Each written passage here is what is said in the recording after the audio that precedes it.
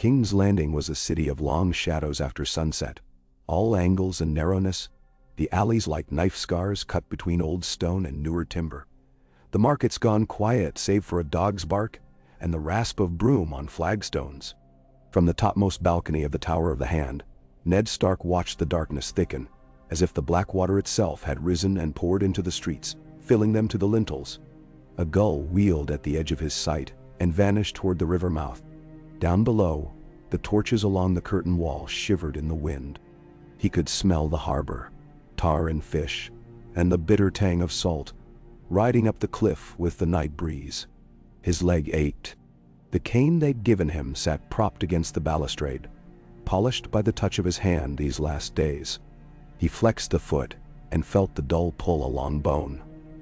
A reminder of misjudgment in a street where he should never have trusted that steel would sleep, because the law commanded it. The sound of his breath was loud in his own chest. Somewhere below, a bell tolled the hour from the great sept, 6 bronze voices answering each other in the dark. They brought to mind bells in Winterfell that measured the day by cold and distance rather than heat. And for a moment his heart went there, and not here. When the knock came, it was scarcely more than a tap. 2 knuckles, quick and close together. His men did not knock like that, not in his own tower. He turned, and without being told the king's steward, let the visitor in. Renly Baratheon moved like someone who expected the world to yield him a path. No swagger, just certainty. The lantern he carried painted honey on his green velvet. A fox of beaten gold clasped his cloak at the shoulder. "Lord Stark," Renly said softly. His voice held the same composure he wore like a second skin. "May I?" Ned gestured to the table. "If you bring news of Robert, speak it plain." Renly set the lantern down. Its light found the wine jug and threw a soft clarity over the oak. "There's no change. The maesters were with him at sunset. He was sleeping. They've given him milk of the poppy." The words landed like a hand on Ned's shoulder. He had seen men in that sleep. He had watched them not wake. "And the queen?" "In Maker's holdfast with her cubs and her courtiers. She keeps Lancel by her side like a lapdog, and sends him running to fetch and carry. She sent no message since you saw her in the solar. I doubt you'll have one now." "Ben?" Ned nodded. The seal still weighed in his breast. A folded letter, naming him protector of the realm. Robert's clumsy hand blotted by pain. "You didn't come to speak of that." He'd known from the moment he heard the knock. Renly did not act at random, or for trifles. "No," Renly said. He stood there a heartbeat longer, and his gaze slid past Ned to where the city lay like a coiled serpent in the dark. Every street a rib. "There was a plan I put to you and you refused it earlier. I mean to put it to you again, for the last time, because this is the last hour." Ned looked at him, saying nothing. Renly lifted his eyes to meet Ned's. "We must take the boy. Tonight." He said it without relish. No bright laughter. No smugness. He was too shrewd to gild the act with rhetoric now. He simply laid the knife on the table and slid it across the grain. Ned tasted iron. "Sees a child at night, in his own bed, with swords. You ask me to turn robber in the dark. Damn. I ask you to do what will keep the realm from burning," said Renly. "If she sits him on the throne while Robert breathes his last, you will be outflanked. You have the paper. She has the boy and the swords, and the ears of those who call him king, the moment the last breath leaves your brother's body." "Robert's son," Ned said. Renly's mouth tightened. For a moment, he was not a young lord in a green cloak, but a man watching a city, and his own blood pull itself apart, and his patience frayed. "Lord Stark," he said, each syllable a measured weight, "you know what I know. Do not make me say it again. The realm can hear that whisper already. Soon enough men will say it aloud." He leaned forward. "If Joffrey is in your custody at first light, you rule the city. You will call the banners in Robert's name, for Stannis as heir, and hold the capital until my brother comes. If he is not," he spread his hands, "then Cersei Lannister rules in all but name. The gold cloaks obey whomever fills their purse. The men who dine at the queen's table tonight will arm theirs at dawn." "Ben?" "Yeah." "And in the space between," Ned said, A boy will be dragged from his mother. Renly's eyes had the glimmer of hammer-worked metal in the lamplight. Dragged, he echoed. No, led, guarded, coddled if you like, but held, because if you do not hold him, she will use him to hold you, and every man whose oath is not to you alone will listen for the boy king's word and not for law. The lamplight fluttered in a draught. Ned set his hand on the letter where it lay on the table, feeling the grit of dried wax and the roughness of parchment under his fingertips. He could see Bran's face for a second, eyes wide, mouth stubborn. He pushed the image away in the same breath he knew he was wrong to think of Bran. He was thinking of sons to keep from thinking of another woman's. Honor was not a string you could pluck to change the note of a thing and make it sweet. Where? He asked. The word surprised him. Renly did not blink. The great Sept Tower. They will go to pray, Lord Stark. The Queen wants the city to see piety, to see a grieving mother and a worried boy at the feet of the mother's statue. She will take him with 2 Kingsguard and the Hound, no more. She fears to leave the king's bed without witness, and she thinks she owns the faith as she owns the maesters. Menmisau, how do you know this? Renly's smile did not reach his eyes. There are mutterings in a dozen places when Lannisters move. Does it matter? If you can bring 50 good swords quietly to the Sept, we can close the doors. Ben Shao. Ned thought of the steps up to Baelor's statue, white and cool even in high summer. The weight of that space beneath the Seven's carved eyes. He had knelt there once, when the city thought itself under the eyes of gods. It was a poor place for steel, but a true place for oaths. His hand closed over the letter until it creased. Very well, he said. We will bring him under guard, but he is to be harmed by no man, not a hair. Renly breathed once, a short exhale. Agreed. Ned looked to the steward. Desmond, he said, and the guard who had let Renly in leaned from the doorway. Rouse Tom, Varley, and Alan. Quietly. Then go to the barracks and choose 20 men who can be trusted. No drinking, no tongues. I want them armed and waiting in the lower yard within the half hour. His voice did not rise. Commands did not need to be loud to be iron. Desmond bowed and was gone. Renly had already moved to the door. I'll bring mine, he said. They're not as soft as the Queen thinks. Loras has 20 of his own here, and there are others who prefer me to the Lioness. We'll keep the Hound busy enough. His mouth flickered. Not quite a smile.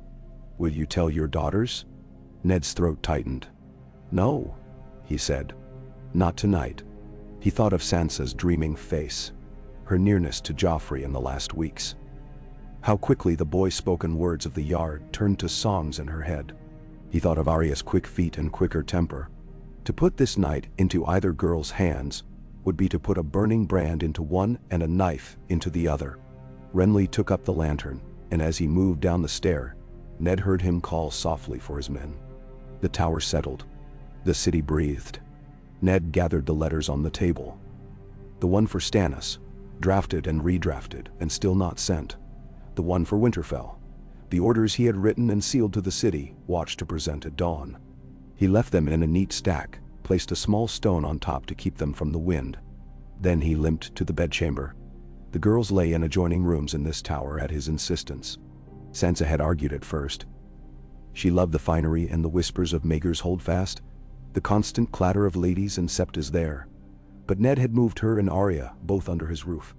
The tower was quieter, and he trusted his own guards more than any garrison that answered to Janos Slynt. He looked at Sansa first.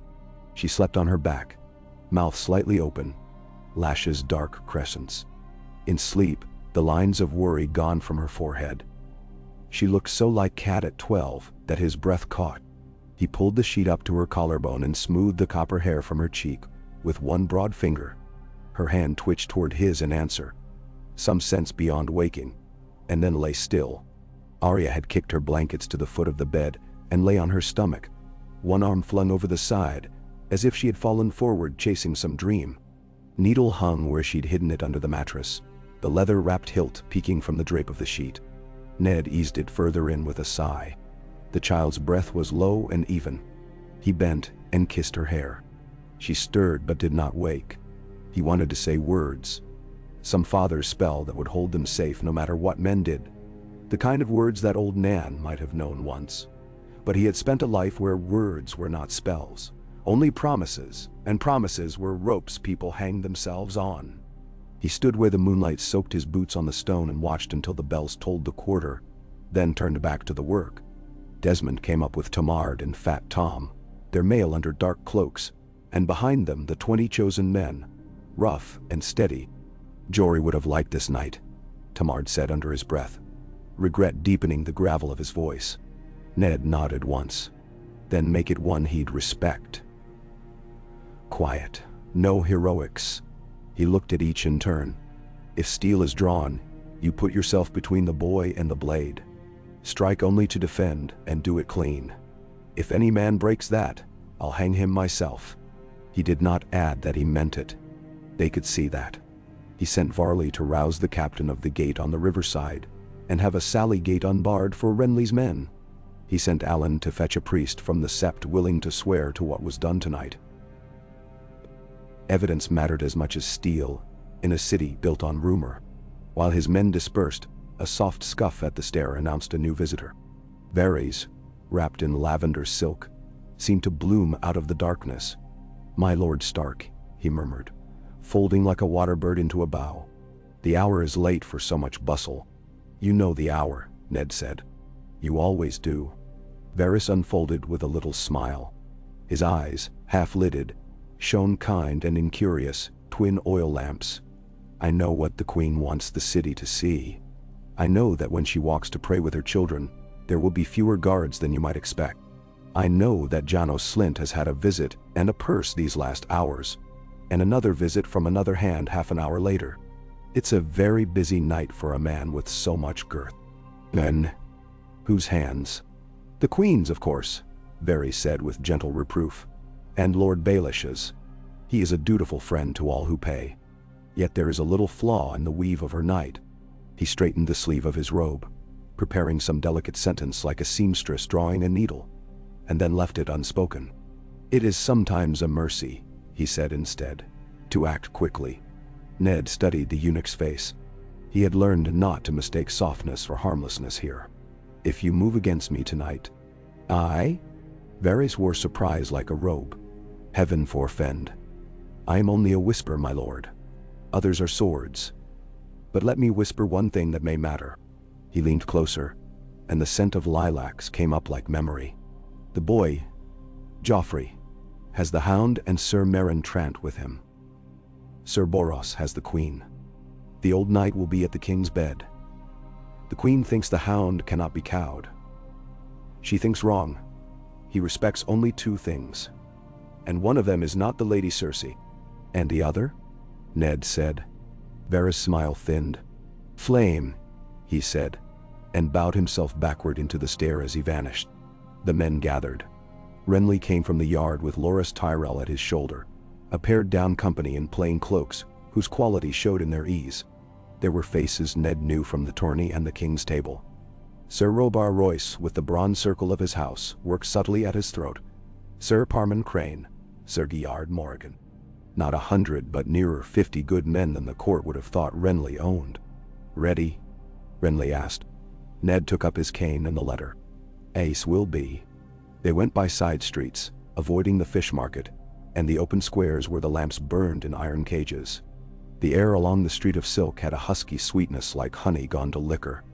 Ned's men's boots did not ring there as loudly, for the street was carpeted in broken rushes and bright scraps of ribbon. They crossed the street of flour where someone had dropped a sack. Pale ghost dust lay in swirls on the stone, and the footsteps went dark through it like writing. Ned noticed things when he dreaded the next thing. It was how the mind made room. The great septi sat like a sleeping giant at the city's high heart. All white marble and 7 towers, its doors banded in silver. The steps up to it widened as they rose, so that a multitude could kneel and still find room. Tonight only a handful of beggars crouched beneath the lintel. When they saw the cloaked men coming, they drew their knees to their chins and made themselves small, the way the small learn to survive in cities. The bell tower sounded a half hour in 6 notes. Somewhere within a choir practiced. The voices braided thin in the night and broke again. Renly's men melted to the sides of the square. Ned sent Tomard up the steps with Desmond and 3 men to stand at the doors as shadows. He sent Varley to the side entrance used by acolytes and priests. Alan came back from the rectory with a thin, stiff man in white, with hands like bone birds.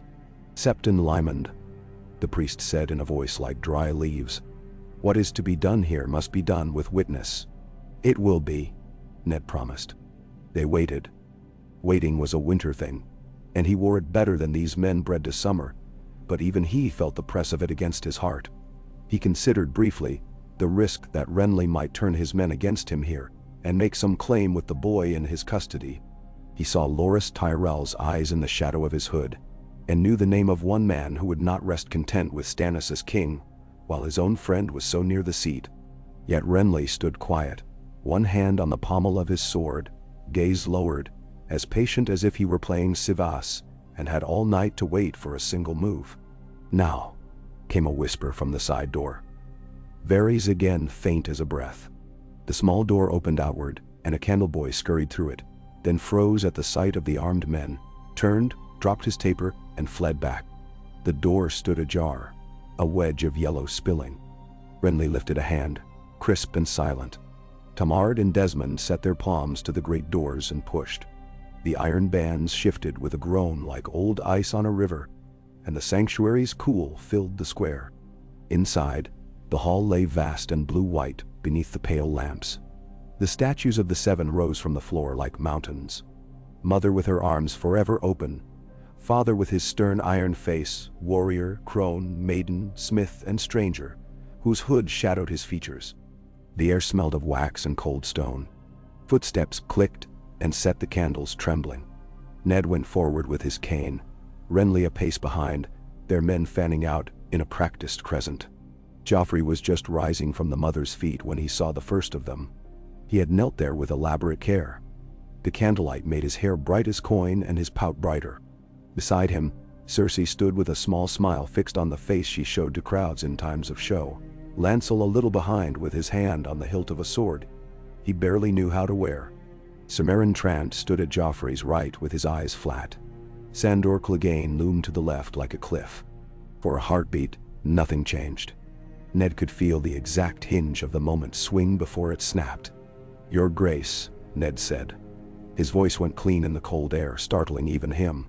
"By your father's word, I must ask you to come with me." Cersei's smile did not flicker. "Lord Stark," she said. "What is this?" The king's steward stepped forward and held up the folded letter with Robert's seal. Septon Lymond, to Ned's left, whispered like a rustle of cloth, "Gods see all things that men would hide." The sound of it made Cersei's eyes cut to him, and in that motion Ned saw her measure a new fact. She could smell advantage in a room faster than any hunter. Joffrey's face had gone taut. "I am the king," he said into the hush, as if daring the air itself to contradict him. "You don't speak to me that way, Stark. You bow. Nendursau. If you will give me the letter," Cersei said, her tone easy as pouring wine, "I will see it safely delivered to the Lord Regent." She held out a hand that was too still. Ned did not look at her. The letter went into Sir Robar Royce's grip, and Robar stepped with one clean stride to place it in Barristan's empty place atop the mother's steps. There it lay, a fact among stone and prayer. Sandor Clegane's sword came free with a whisper. It did not move. He held it at his side, the tip low, his head tilted, as if he were listening to a thing only he could hear. He glanced at the candles on the steps, at the pennons of flame that leaned and straightened in the currents of their breathing. Ned saw his eye move and thought of Varys' whisper. How the boy had not flinched at fire in the hand's tourney, but the hound had. "Ser Sandor," Renly said very softly, not yet reaching for his own blade. "I have 30 men at your side. I'll have 60 in a moment if I call. If you lift your sword for the queen in this place, you will not live to sheathe it." "The hound lives as long as the hound pleases," Sandor said. He did not look at Renly. He looked at Joffrey, and the boy, for the first time, glanced at him not as a dog, but as a man. Something cold crossed the space between them. "Sir Meryn," Cersei said, and in her voice Ned heard steel. "Protect your king." Meryn Trant stepped forward and put his hand to Joffrey's shoulder. Ned raised his cane half an inch and wished it were a sword. He did not have to wish long. "Hold," he said, and his own men's boots answered the word. Tomard on the left of the mother's statue, Loras Tyrell 3 steps below the boy with a blade he wore like a lover's talent. Loras's face was a marble with a crack of joy in it. He had been ready for a fight since he cut his beard that morning. "Drop that sword, dog," Loras said softly to Sandor. "I want to watch you find out you bleed like other men." "Boy," Sandor answered without heat. "You don't want to push me in front of candles." "Enough," Ned said. He took the cane and moved forward, limping, until he stood at the edge of the mother's gown in stone. The height of the statue made him feel like a child, and that was fitting, for he spoke to one. "Joffrey," he said, "and let the boy's name be just a name. Your father sleeps. He has made me protector of the realm. I ask you to come with me to the Tower of the Hand, where you will be kept in comfort and safety until we have set things in proper order. You will be treated with honor as the king's son." "I am the king," Joffrey said louder, and his voice cracked and trembled against the stone. "I command you to kneel and—" "Your father named Stannis his heir," Ned said, and there it lay, a stone placed in a stream. The water would find ways around it, but it would not move. Cersei's breath sharpened. "Lies. Septon-Lymond," Ned said without taking his eyes from the boy. "You will witness that Lord Eddard Stark, named Protector by the king, asked the prince to submit to his keeping in the sight of the Seven. I will witness that every breath a man breathes," the Septon said dryly, "is known to the gods." Joffrey looked at his mother, and Ned saw the 10-year-old beneath the gold, the part of a child that wants to crawl into the bed where his mother waits. But Cersei was not that mother. Her green eyes were knives in velvet. "Ser Sandor," she said again. Sandor's mouth twisted. He looked at Loras, then at the candles, then at Joffrey. He bent and said something low that only the boy could hear. Joffrey's face went a furious scarlet. "Do it," he hissed, strangled. "Kill him, you dog, kill him." "No," Sandor Clegane said. He sheathed his sword in one long motion and stepped back. "I don't cut boys in seps." Merentran's hand tightened. He had a face like a door with no creases. Fear did not show there, and nor did thought. He pulled Joffrey a pace behind him and lifted his own blade. "Back," he said, and it sounded like a man reciting a prayer he'd learned once and never quite understood. Loras Tyrell smiled like a man tasting a ripe pear and sprang up 2 steps.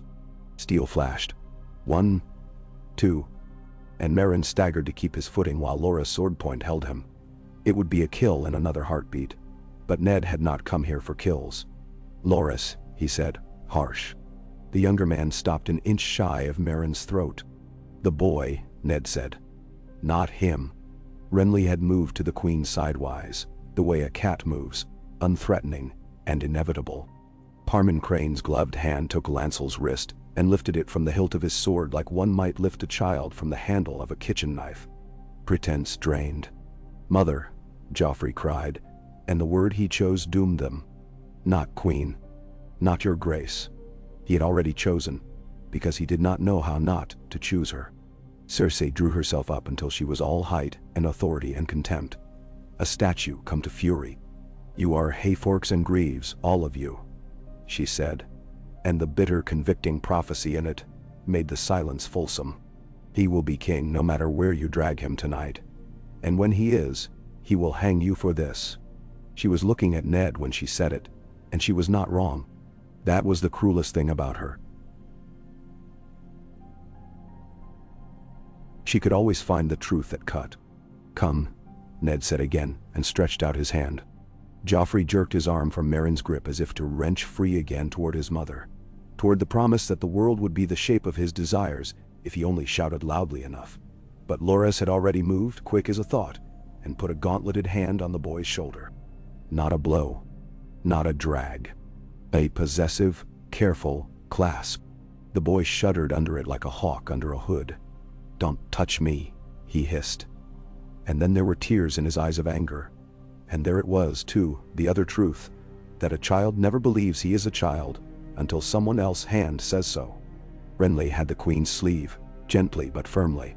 You'll be safer in the holdfast. He murmured to her with a courtesy that could curdle milk. And the realm will be safer if you go now. Cersei bared her teeth. She had no fear of them all as men. She had fear only for the thing that could be taken and was not hers by right. He will make you all sorry, she whispered. And Ned watched something pass like light through her gaze and go hard at center. She turned to Septon Lymond. I pray the gods curse every breath you witness, old fool. The gods do not listen to curses, Lymond said, unruffled, only to truth. In the end, it was quieter than Ned had dreamed possibility for. They did not Joffrey, they ringed him, and they moved as a body, with Loras Tyrell's hand still on his shoulder, and Tomard's broad back before him, Desmond behind, Renly and Robar to the sides, and the Hound stalking a little behind, no longer the Queen's dog nor anyone's yet. They shut the doors of the sept, and the beggars outside raised no cry. If they knew a map of the city, they knew when to go silent as a lane. They took Joffrey to the Tower of the Hand, because it was the only place Ned trusted. He felt the old soft tug of the godswood as they passed through the yard. But he did not detour. Truth could be told in green places, but this night needed stone. He put Joffrey in the solar that looked to the river, not in the cellars, not in some windowless room. He ordered a feather bed brought and a fire banked. He told Desmond to put a man outside the door and another under the window. He told Loras Tyrell to take his men and move to the first level of the stair. He told Tamard and Fat Tom to lay their pallets across the threshold. Joffrey stood in the center of the room with tears dried shiny on his cheeks and looked at Ned like a man looks at a trap he has stepped into that does not yet cut. You think you can do this, he said, more to himself than to Ned. I have done it, Ned said, and it sounded more cruel than he felt, which was only grim and tired to the core. You will be safe here, and well fed. Your mother will not be permitted to visit you tonight. In the morning, the council will meet. Things will be set in order according to law. If your mother is prudent, she will accept that and keep you safe by her obedience to the king's word. None. I am the king, Joffrey said, but softer now. And for the first time there was a question in it. The kind of question that lives in the bones of boys who have never been told no. Ned thought of Bran's stubborn, but why? And for a moment something like pity warmed his chest. Then he remembered Jory's blood on the cobbles and Sansa's white face when she came away from the Queen's company, taught with dreams someone had fed her like sugared almonds. A man is what the law says and what the realm needs, Ned said, and he felt old speaking to this boy. Tomorrow the law will speak. Joffrey stared past him out at the dark flow of the river. He said nothing. The Hound stood in the doorway with his arms crossed, eyes like amber stones. When Ned looked at him, he shrugged once. The boy will live, Sandor said. If your men don't try to be heroes with him, they'll try to be men, Ned said. It's all I have. Renly set the guard as if he'd always had the right to do so, precise and unflurried. Only when the guards were in place did he sit, and the sitting made him look suddenly young again, a boy in a man's chair, even with a sword at his hip. Loras leaned against the wall behind him, an ornament turned sentinel. Now you have your boy, Renly said. What next? Dawn, Ned said. The council, a declaration of regency and the summons to Stannis. The city watch will need a commander we can trust. The gold cloaks will follow coin, Renly said. Pater holds their purse. He looked to Loras, and the knight reached into his cloak and produced a small pouch of soft leather. Renly tossed it once and let it fall to the table. The weight was not large, but the sound had the distinct, bright clack of good gold. And I have coin. Ned did not like to use the city's guardians like mercenaries, but he was not too proud to see fact. Janos Slynt will do as he is ordered if he fears what happens if he doesn't, Ned said. I would rather have fear than greed in a man who holds the gates. Fear can be bought as easily, Renly said with a little smile that acknowledged the ugliness of that truth more than it claimed it. There came then a light step, and a whisper at the outer door. Alan murmuring with Fat Tom, and Septon Lymond slipped in to make his mark on a scrap of parchment, spare witness to gravity. With him too came Varys, who drifted forward like an evening wind that knew the house and where the chairs would be. And then there was a heavier tread, and Barristan Selmy stood in the doorway and put both hands on the pommel of his sword and bowed. "My lords," he said. There was nothing in his voice except the voice of a man who had put on armor and taken it off 1,000 times, and had learned that in war a man must find a plain plank to walk if he would cross the mire. "Sir Barristan," Ned said, and his respect for the old knight was as easy and honest as the smell of a pine fire. "You were at the king's side." "I am," Barristan said. His white cloak had a stain at the hem where it had dragged through spilled wine. He had not changed it. "He sleeps. The maesters say he may wake at dawn. They say he may not wake at all." His eyes moved to Joffrey when he said it, then away. "Septon Lyman came to me. He told me what he had witnessed." "Then you know why the boy is here," Renly said, dry. Barristan did not look at Renly. He looked at Ned, and his gaze was the cold clean of steel. "I know that the law will have its hour," he said. "And I know that if the boy is harmed, there will be no law left for you to hold. So I came to stand at his door." "Your place is by the king's bed," Renly started. But Ned lifted a hand and Renly held his tongue. "You may stand at his door," Ned said. "And if anyone reaches for him with steel, you may cut that hand from the wrist. He is not to be harmed." Barristan bowed as if he'd been given command of a host. Varys smiled. "A sensible bargain," he murmured. Ned sat. The ache in his leg had migrated up into his hip, dull and stubborn. He closed his eyes for the space of a breath, and let the world be only the weight of the chair, and the press of the belt at his waist, and the hiss of a log collapsing in the grate. When he opened them, he found Varys watching him with a look that was almost kind.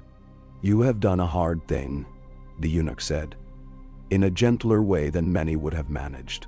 "I have done what I thought least likely to set the city afire," Ned said. "That does not make it gentle." Varys' hands fluttered. A bird considering whether it would alight. Fire travels faster when there is wind. Some men are wind. He did not glance toward Renly, but the space between them felt populated with things not said. "If I might be allowed to whisper again, a thing of small import perhaps." "Speak," Ned said, too tired to braid courtesies. "The city watch had a visitor from Lord Baelish, not an hour past," Varys said, and he tilted his head. "A different purse than the Queen's. Janos Slynt is not clever, but he is greedy. 2 purses can make a bellyache." "You're saying he may try to sell his loyalty twice at dawn," Renly said. "I am saying he has 2 loyalties currently rattling in his pouch," Varys said. "And whoever rattles loudest at the right moment will make him dance. It might be wise to ask a man with no such pouches to stand beside him when the time comes to open the gates." "Man? Whom do you recommend?" Ned asked, watching Varys closely now. A little piece of him hated each dependency he accepted in this city, and that little piece had to be watched or it would foul good sense.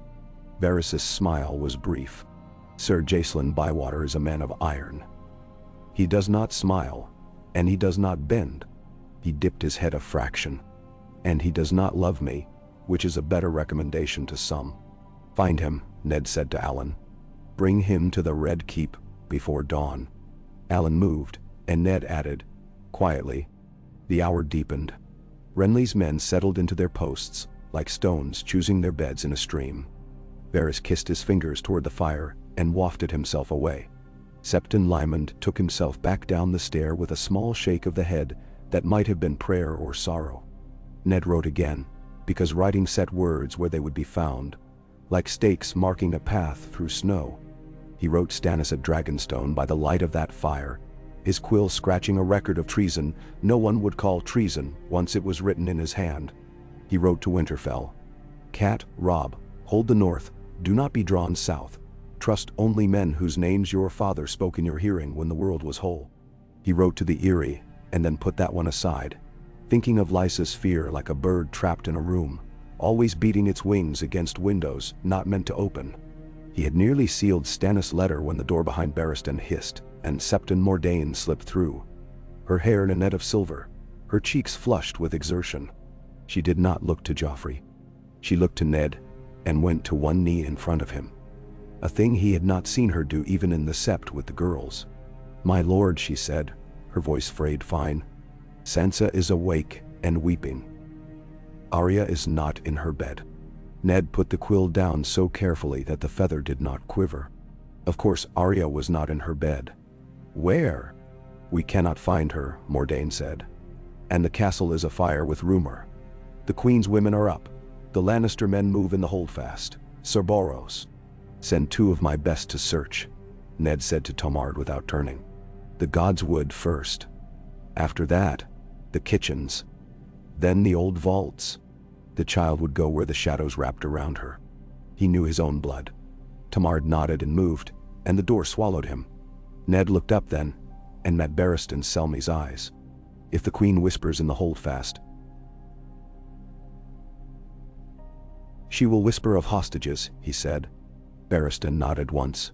"The queen whispers of knives, my lord." "She always has. She has Sansa's heart already," Ned said. He thought of the way the girls' hands had clasped one another when she mentioned the prince's smile, the prince's hair, the prince's attention to some trivial ladylike detail. "I will not let her have Arya's body." He did not leave the boy unguarded. He could not. He sent Desmond with a pair of men, and when Renly rose and said, "I'll send 2 of mine," Ned did not refuse that either, though the idea of Loras Tyrell looking for Arya made him want to laugh without humor. Loras was a blade that had never been near mud. He hoped Arya did not bite him. In the end it was Yoren who brought her, as it had been Yoren in another life, in a different chain of hours that had not yet been forged. He came in at the gray edge of dawn with his black cloak stinking of horse, nodding worry under his eyes like boards, a sore on his lip going scabby. Arya's hair was in her face and her tunic was smeared with soot. She tried to look defiant. She mostly looked 10. "Found her by the old smithy," Yoren said. "She had that bit of a needle in her hand as if she'd stick me. I told her I'd cut my hand off before I let a Lannister take her, and she came quiet enough then." Then to one day, Arya glared. "I only came quiet because you said you'd take me to the north if they made you." "Lady," Yoren said to Ned, with a ghost of a grin that would have been too familiar if it had not been so worn, "she's got more north in her than half the men who say they do." "Thank you," Ned said. He would give the man gold later. He did not offer it in front of her. He took Arya by the shoulders, bony and quick under his hands, and looked into her eyes. "You do not run from your bed when the castle is full of swords," he said. "When you are frightened, you go to the people who love you. That is the whole of it. And if they're not there," Arya said, and the pain in it struck like a sudden axe, clean and bright. "Then you wait where they told you," Ned said. And his voice was a winter thing again, slow and thick. "And they will come." He pulled her against his chest and let her hair smell like sweat and ash against his vest. Over Arya's shoulder, his gaze found Joffrey where the boy sat in the chair by the window, staring out at the first gleam of day along the river. Joffrey did not look at them. He had kept himself very still since he arrived. He had learned a thing tonight about stillness and what it can be used for. "You can't keep me," Joffrey said to the river, not to Ned. "My grandfather will gut you," he added, like a boy in a yard who has picked a name that he knows will make the other boys flinch. "Hell burn your fields and hang your men. Your grandfather's in the Riverlands," Ned said. He did not keep the dryness from his voice. "Doing exactly those things. So perhaps he will continue to do them instead of gutting me." He let the boy stew in the words and turned to Septon Mordain. "Sansa is to remain in her chamber. No one but my men are to see her." "She begs to see the prince," Mordain said. "Later," Ned said. And even while he spoke it, he knew later would be worse than now. "Tell her I will come to her after the council. Tell her I love her." He hesitated then. "Tell her that sometimes love is not doing what people beg you to do." Mordain's mouth tightened. Whether at the sentiment or at the trouble it would bring her he could not tell. She nodded and went. Dawn came. It was washed out by thin cloud, a pale smear along the sea. The gulls sounded like argument. Ned ate a slice of bread with cheese and drank small beer, and the bread tasted of nothing, except that it went into a body that needed it. He buckled his sword on. The cane went in his left hand. Barristan Selmy stood to one side of Joffrey's door like a tree. "The council," Renly said at his shoulder. Loras had gone to check the posts. "We will show them the letter and the boy's safety. We will show them you holding the city without blood spilled, which is a thing that disgusts our enemies, who like blood because they are fed on it. We will show them law," Ned said. Renly's mouth made a shape that could have been a scent, or could have been the warding off of an omen. "And then?" he said lightly. "And then Stannis will come, and I will return to Storm's End with my 100 good men, and my lord father-in-law will send grain to your stores, and everything will be as proper as a maester's lectern." "Something like that," Ned said. They left Joffrey with Barristan, and 4 Stark men, and 2 of Renly's. Sandor said nothing while they went. His eyes followed Ned like a hound's eyes follow the last scrap of food on a platter. Ned wondered what he would do when a day came that split his peculiar oath in 2. He wondered which way that man would break. He hoped he would be gone to Winterfell by then and someone else's problem. The small council's chamber seemed too small for the morning. The king's chair sat empty at the head of the table, and Ned thought it looked like a mouth with its teeth bared and no tongue to shape sense behind them. Pycelle sat at his place already, wheezing large, a great turkey at the table. Pettier Baelish was there in dove gray, a sprig of something green in his buttonhole. Varys came in last, looking satisfied that all the chairs were in their proper places, and his were where he liked them to be. They took their seats. Renly did not sit. He stood behind Ned's chair, because he knew how to cast a shadow, even in a room without sun. Ned laid the letter on the table without preamble, and pushed it so that it lay before Pycelle, then Petter, then Varys. He watched their faces in that order. Pycelle blinked, labored, shook his head, blinked again. "It is the king's hand," he said, congested. "And it names you protector until—" he coughed twice, "until his son comes of age." Petter's mouth did not move, but his eyes crinkled at the corners the way they did when he stole a purse that everyone had seen and had not known could be stolen. "How very prudent of his grace," he said. "And how very prudent of you, my Lord Stark, to accept so grave a burden." Varys bowed his head. "If the realm must be in any hands, let them be steady ones," he murmured. "And so," Ned said evenly, "we will send for Lord Stannis at once to come to the city, where he will take up the crown as Robert's brother and rightful heir. In the interim, I will govern in the king's name. The city watch will obey this counsel, and no orders not countersigned by my hand are to be recognized." "Ben shall Perel." Pycelle coughed again, a tremor like a flag in wind, and Pettier's eyes went to Renly, measuring. "And the queen," Pettier said, so delicately that it might have been an inquiry about the weather. "She is not a woman who accepts arrangements that displease her. She is the king's widow," Ned said. "She will be treated with honor and permitted to leave the capital when Lord Stannis arrives or to remain under my protection if she prefers to be near her children." "And the boy?" Varys said. He did not look up. "The boy sleeps in the Tower of the Hand," Ned said. He let the words enter the room like iron warmed and beaten. "He is safe. He will stay safe so long as those who love him do not make him a banner." The silence after that statement had a texture. It had edges, and Pettier turned them idly with his gaze as one might turn a new coin. Then the doors opened, and Cersei came in, green and gold like summer poison, with Sir Boros Blount and Lancel and 4 Lannister men-at-arms at her heels, and Janos slint waddling behind like the shadow of a threat. She did not ask leave to enter. She swept to the table and put her hands on it wide, as a man does when he wants to tip a thing. Her smile was a knife that did not need to be drawn to be felt.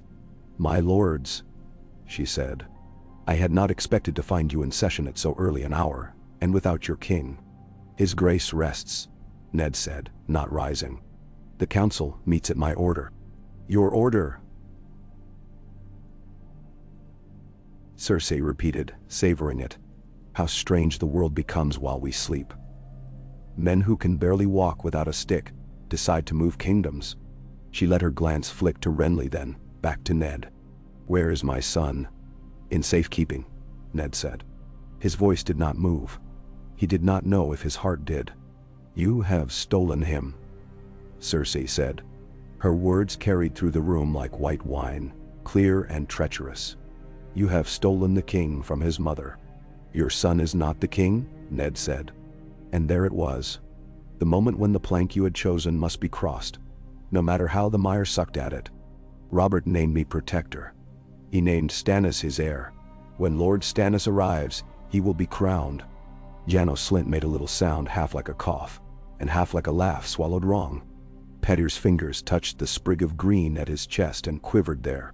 Varys closed his eyes briefly, as if measuring a prayer. Cersei looked at Ned for a long, long breath.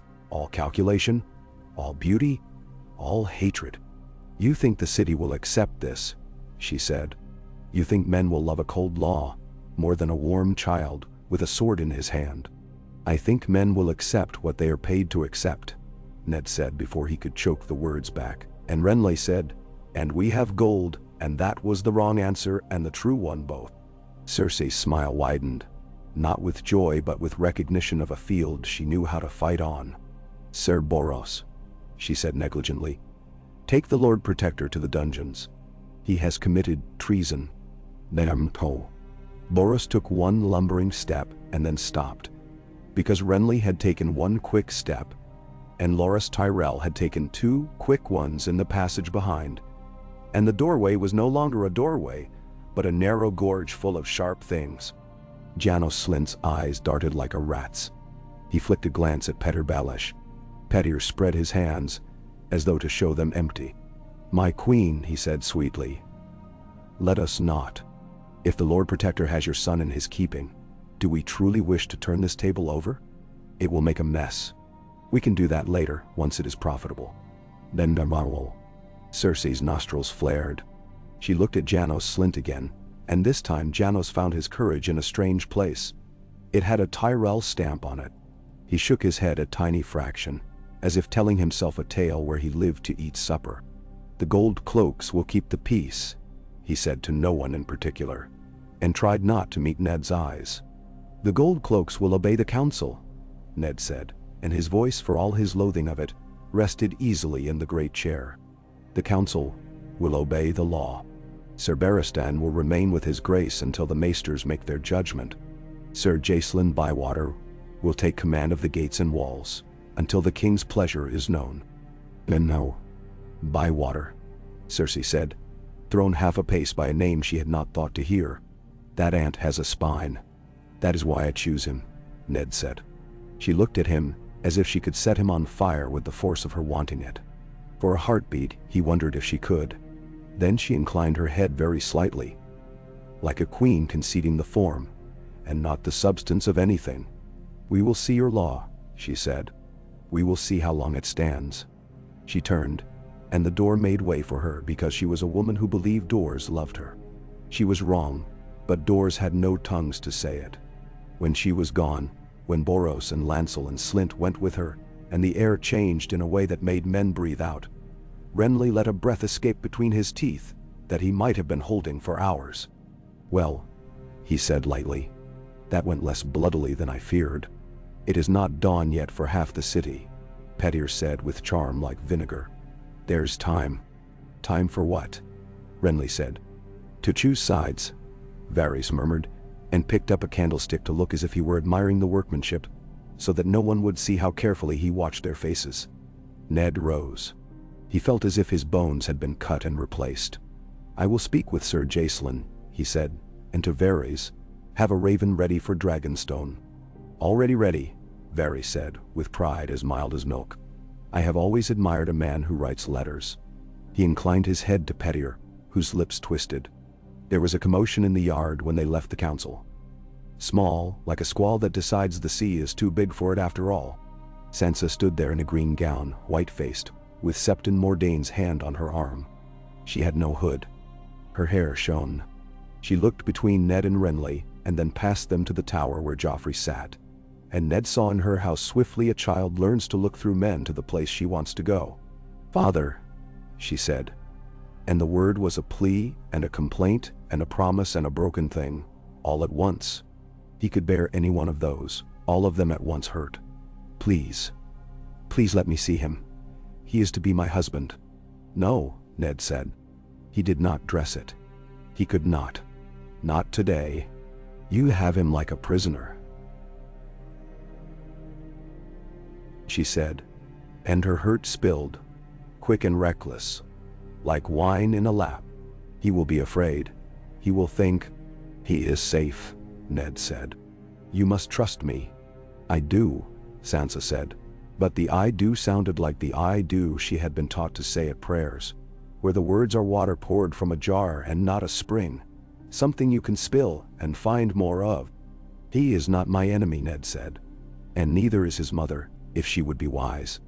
But neither of them will tell me what the law is." He reached for Sansa's hand and she drew it back a little, as a weather vane draws away from a wind. He took his hand back before she had fully withdrawn. "When this is done," he said, "you may see him." "When what is done?" she whispered, and he saw the shape of that question in her eyes. The real shape. The one that knew there was something massive under the surface of words that she had not believed would be there when she went paddling. "When the crown is on the right head," he said. Then, because he could not bear her face, he turned away and limped toward the armory where he would find Bywater and men with chalk dust on their boots from the walls. Everything that morning had the depth of a thing seen in a dream and the edge of a knife. Men scurried with lists and pikes. Sir Jacelyn Bywater had a mouth like a seam where a wound had healed taut. His voice had iron filings in it. He listened without blinking while Ned laid out the orders for the gates and the watch and the circuits. "It will hold if the gold cloaks hold," Bywater said when he was done. And he did not say whose they would be when they held. "We have bought Slint's loyalty for the morning," Renly said dryly. Bywater's mouth twitched. "You can hire a man to keep keys," he said. "You cannot hire him to keep faith." He saluted and went.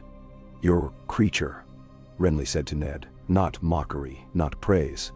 "No," Ned said. "Not mine. The city's." "Ah," Renly said and smiled, and that was mockery. They were still there, making and remaking the map of men, when a boy came running with a cap crushed in his fist, breath sobbing as if someone had knocked it loose. "My lords," he gasped. "The king?" They went at once. Barristan's face told them most of it before they passed the curtain. He stood with his hands empty at his sides, looking thinner than he had an hour ago. Pycelle was bent over the bed weeping. It sounded like someone sawing an old tree. Robert Baratheon looked smaller on the bed than he had in any chair. His beard had gone wet. The blood soaked the bindings. His chest did not rise. There was stillness in the room like the stillness in the sept, when the candles had all been snuffed, but more complete. Cersei stood at the foot of the bed, very straight. She did not weep. When Ned entered, her gaze cut to him, and then away, out the window, across the city. For a moment, in the window's square, Ned saw the great sept towers pale in the washed-out daylight, and he thought of the way doors had sounded in their hinges last night. He wondered what the city looked like under this new sky. Pycelle hiccuped. "The king," he said redundantly, to no one, to everyone. "The king is dead." Barristan looked to Ned. It was a small, helpless look, in a man who had learned not to show such things. He said nothing. He did not need to. Ned moved to the foot of the bed. He put his hand on the sheet and did not touch the body, because he had loved the man beneath it, and hated him, and now there was something under there that was neither. He took a breath. "I am the protector of the realm," he said. "The council will meet again in an hour. The bells will ring for the king." "Manso." Cersei looked at him with hatred that could have drawn blood had it been a blade. "They will ring for a king," she said. "And you will hear them, as for your own execution." "Perhaps," Ned said. "But they'll ring." They did. Bells tolled across the city, and the sound shook the air like hands rattling doors. People poured onto balconies and into lanes.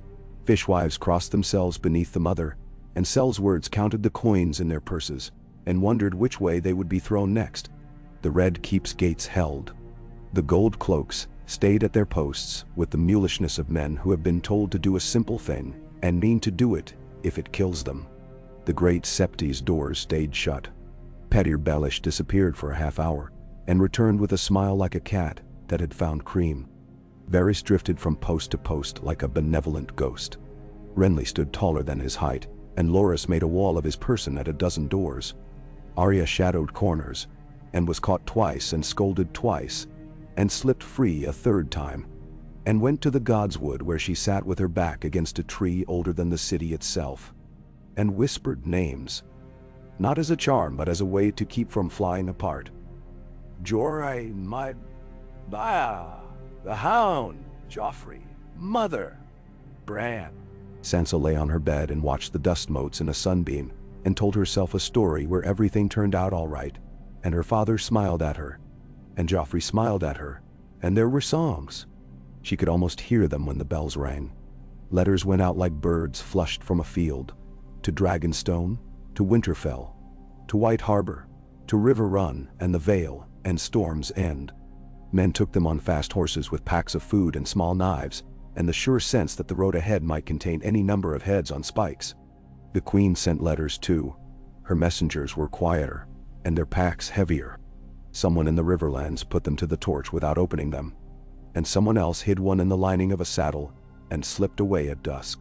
At noon, with the Bell's iron hearts spent and the city's mouth dry from shouting names, a rumor ran like quicksilver through the fish market and up into the Street of the Sisters. The Queen had called men into Maegor's Holdfast by name. The Queen had found a path through the watch. The Queen had slipped a purse into a hand and made a door open and closed to the wrong side. The rumor split into 6 and went different ways, so that by the time it reached the Red Keep's upper courts, it said everything and nothing. That Cersei had fled, that she had seized Tommen, that she had seized Tommen, that she had sent Myrcella down to the harbor, that the Lannister men had pulled down the Kin's banner and raised the lion over the gate. None of those yet. She had gathered them inside the Holdfast, the Red Keep within the Red Keep, and shut the iron steps. Tommen clung to her skirts with his thumb in his mouth. Myrcella had her chin up and her small jaw set and her hand on Tommen's shoulder. The Queen's women scurried like birds and brought bread and meat and kegs. Ser Boros Blount stood at the inner gate, looking as if he were still listening for the last order he could obey. Renly wanted to storm it.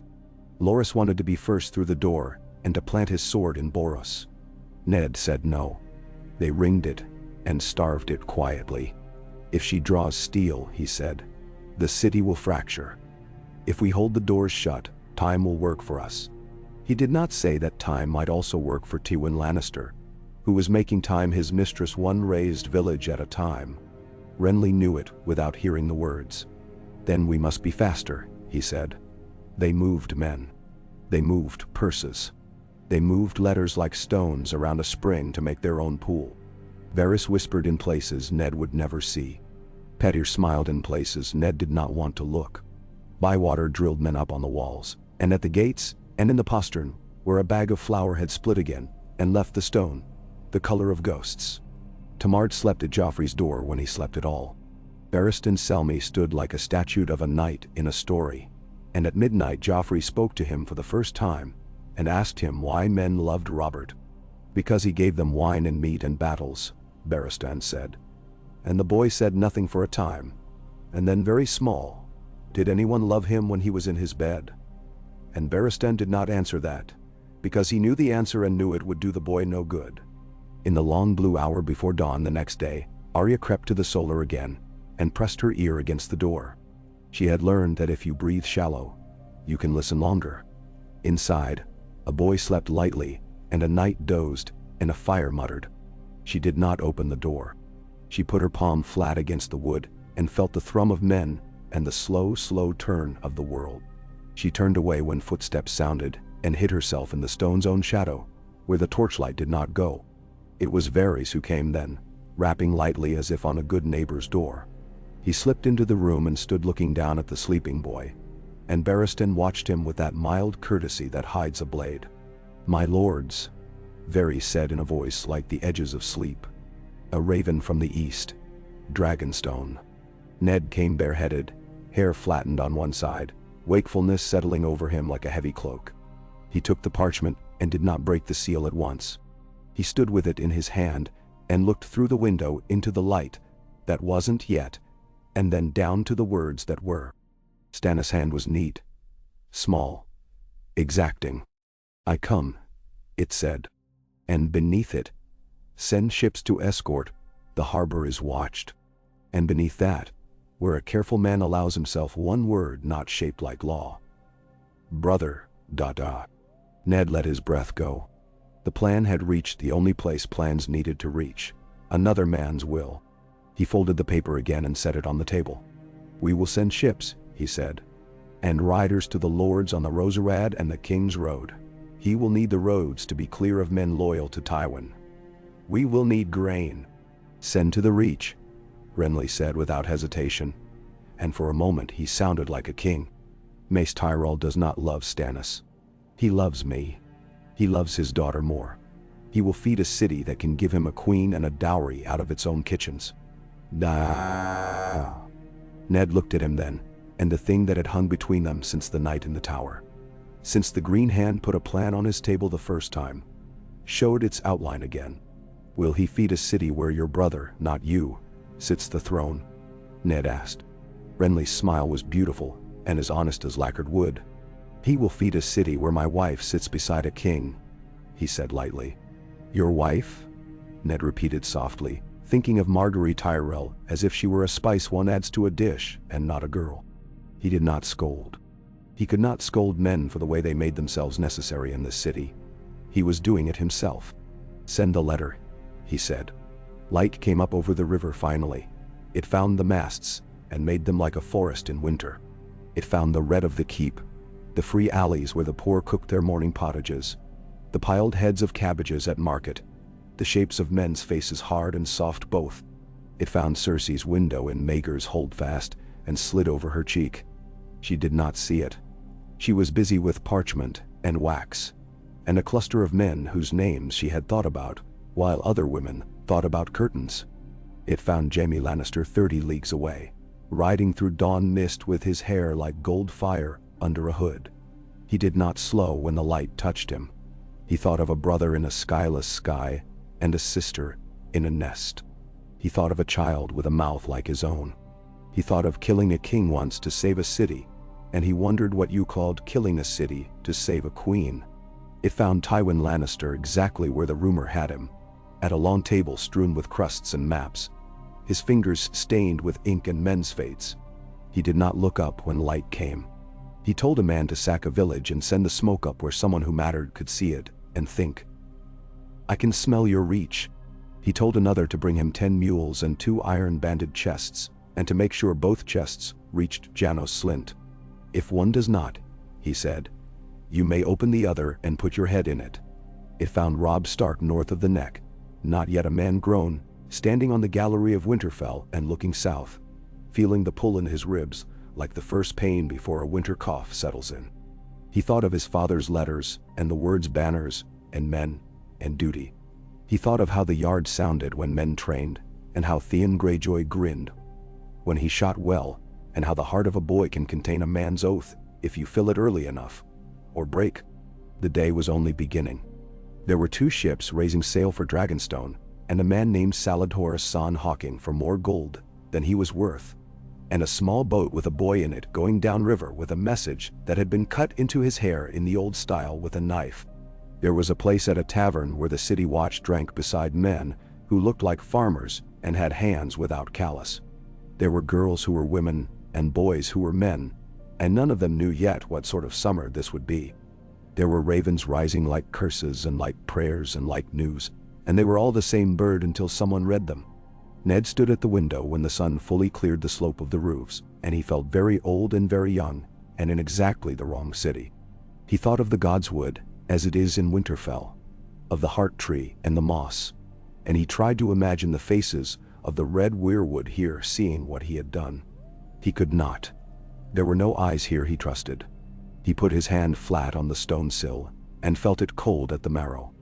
Renly came and went like a bright pennant, talking grain and men, and making all of it sound easy because he loathed to let anyone see him sweat. Varys came and went like a scent. Bywater came and went with the practical points of keys and gates. Petyr came and went last, with a smile that was almost admiring. "You've made a good first move," Petyr said, because he could not talk like that, as if life were a game that would forgive being played. "I didn't make it to win," Ned said. "I made it so we could keep the board."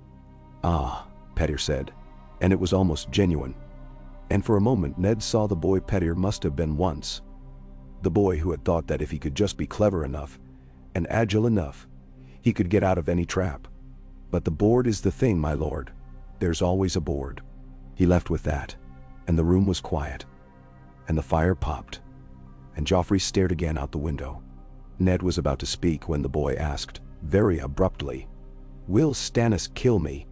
"No," Ned said. "Not if I breathe." Joffrey did not look at him. "He hates Mother," he said. "He's always hated her." He swallowed. "Everybody says Stannis is hard." "He is hard," Ned said. "He is also just." Joffrey's shoulders lifted and fell. For a moment he looked small enough to be any boy in any keep, frightened of a man's world. "I could be a good king," he said.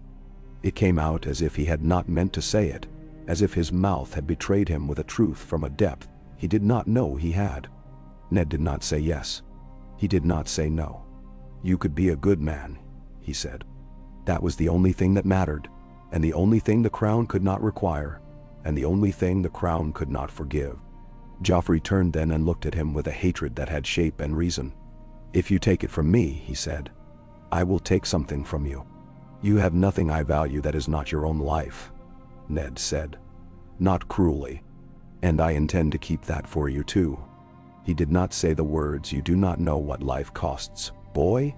He did not say the words, "Your mother bought the crown you wear with a price you could not pay if you had 100 years. He thought them. He held them in. He let the morning go on. The city shifted all day, a great animal resettling itself on its own bones. People chose. Men asked questions. The High Septon, a gouty man with soft hands and a love of fine cakes, sent a letter full of pieties that meant nothing and declared that the gods smiled on whomever made the larger donation. Ned sent him bread and the words, "The law does not feed on coin," and the Septon sent back a plate of cakes anyway, and Arya ate one and scowled at how sweet it was. Toward evening, Janos Slynt came with sweat on his lip and told Ned he could not keep both the Fish Market Gate and the King's Gate with the men he had, unless he took them from the Lion Gate, and if he took them from the Lion Gate, the Lannister men would push there. Ned told him to station Bywater at the Lion Gate and keep enough men there that even a thrust would dull.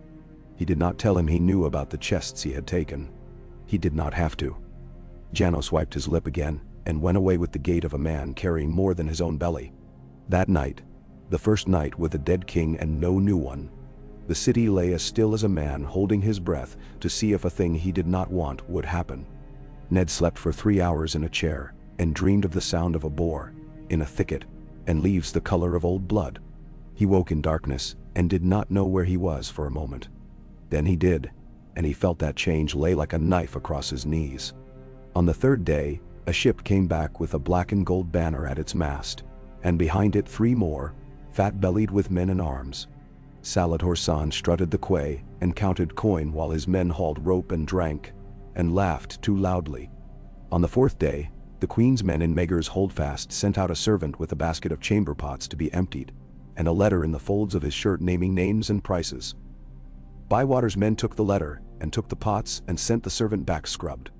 On the 5th day, a brace of Riverlord's sons came into the city with 20 men, and old grudges against Lannisters, and the baker in the alley behind the Street of Steel gave them loaves and thought of his cousin's farm, and the men who had burned the fields there, and laughed, and pissed on the ashes.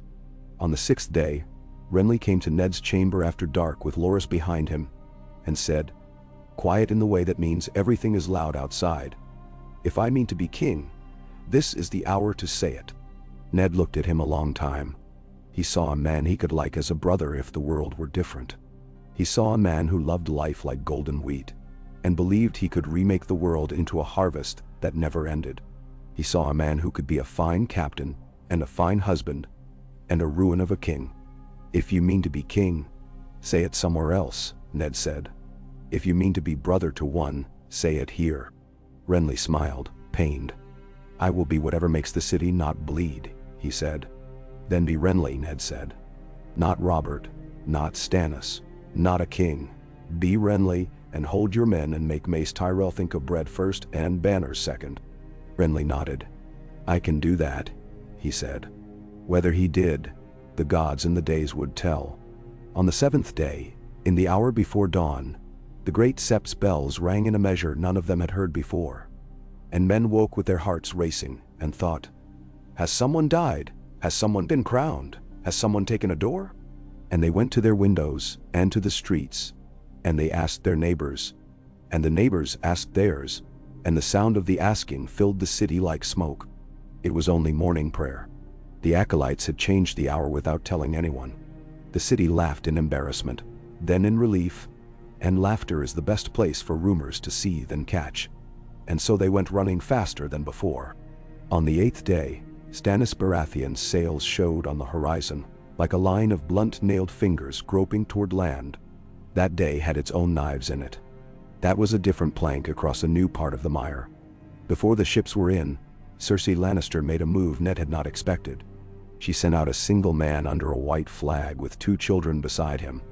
The boy fat with tears, the girl white with dignity, and a letter in her hand that said, "If my son is not returned to me to sit where his father sat, I will hang your daughter from the highest window of Maegor's Holdfast at sunset and send her body to you on a mule."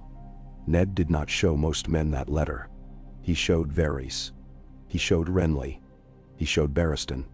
Then he went alone to the foot of the Holdfast and looked up at the blank face of it and felt, for the first time since the night in the Sept, a confusion so raw it almost took his knees out from under him.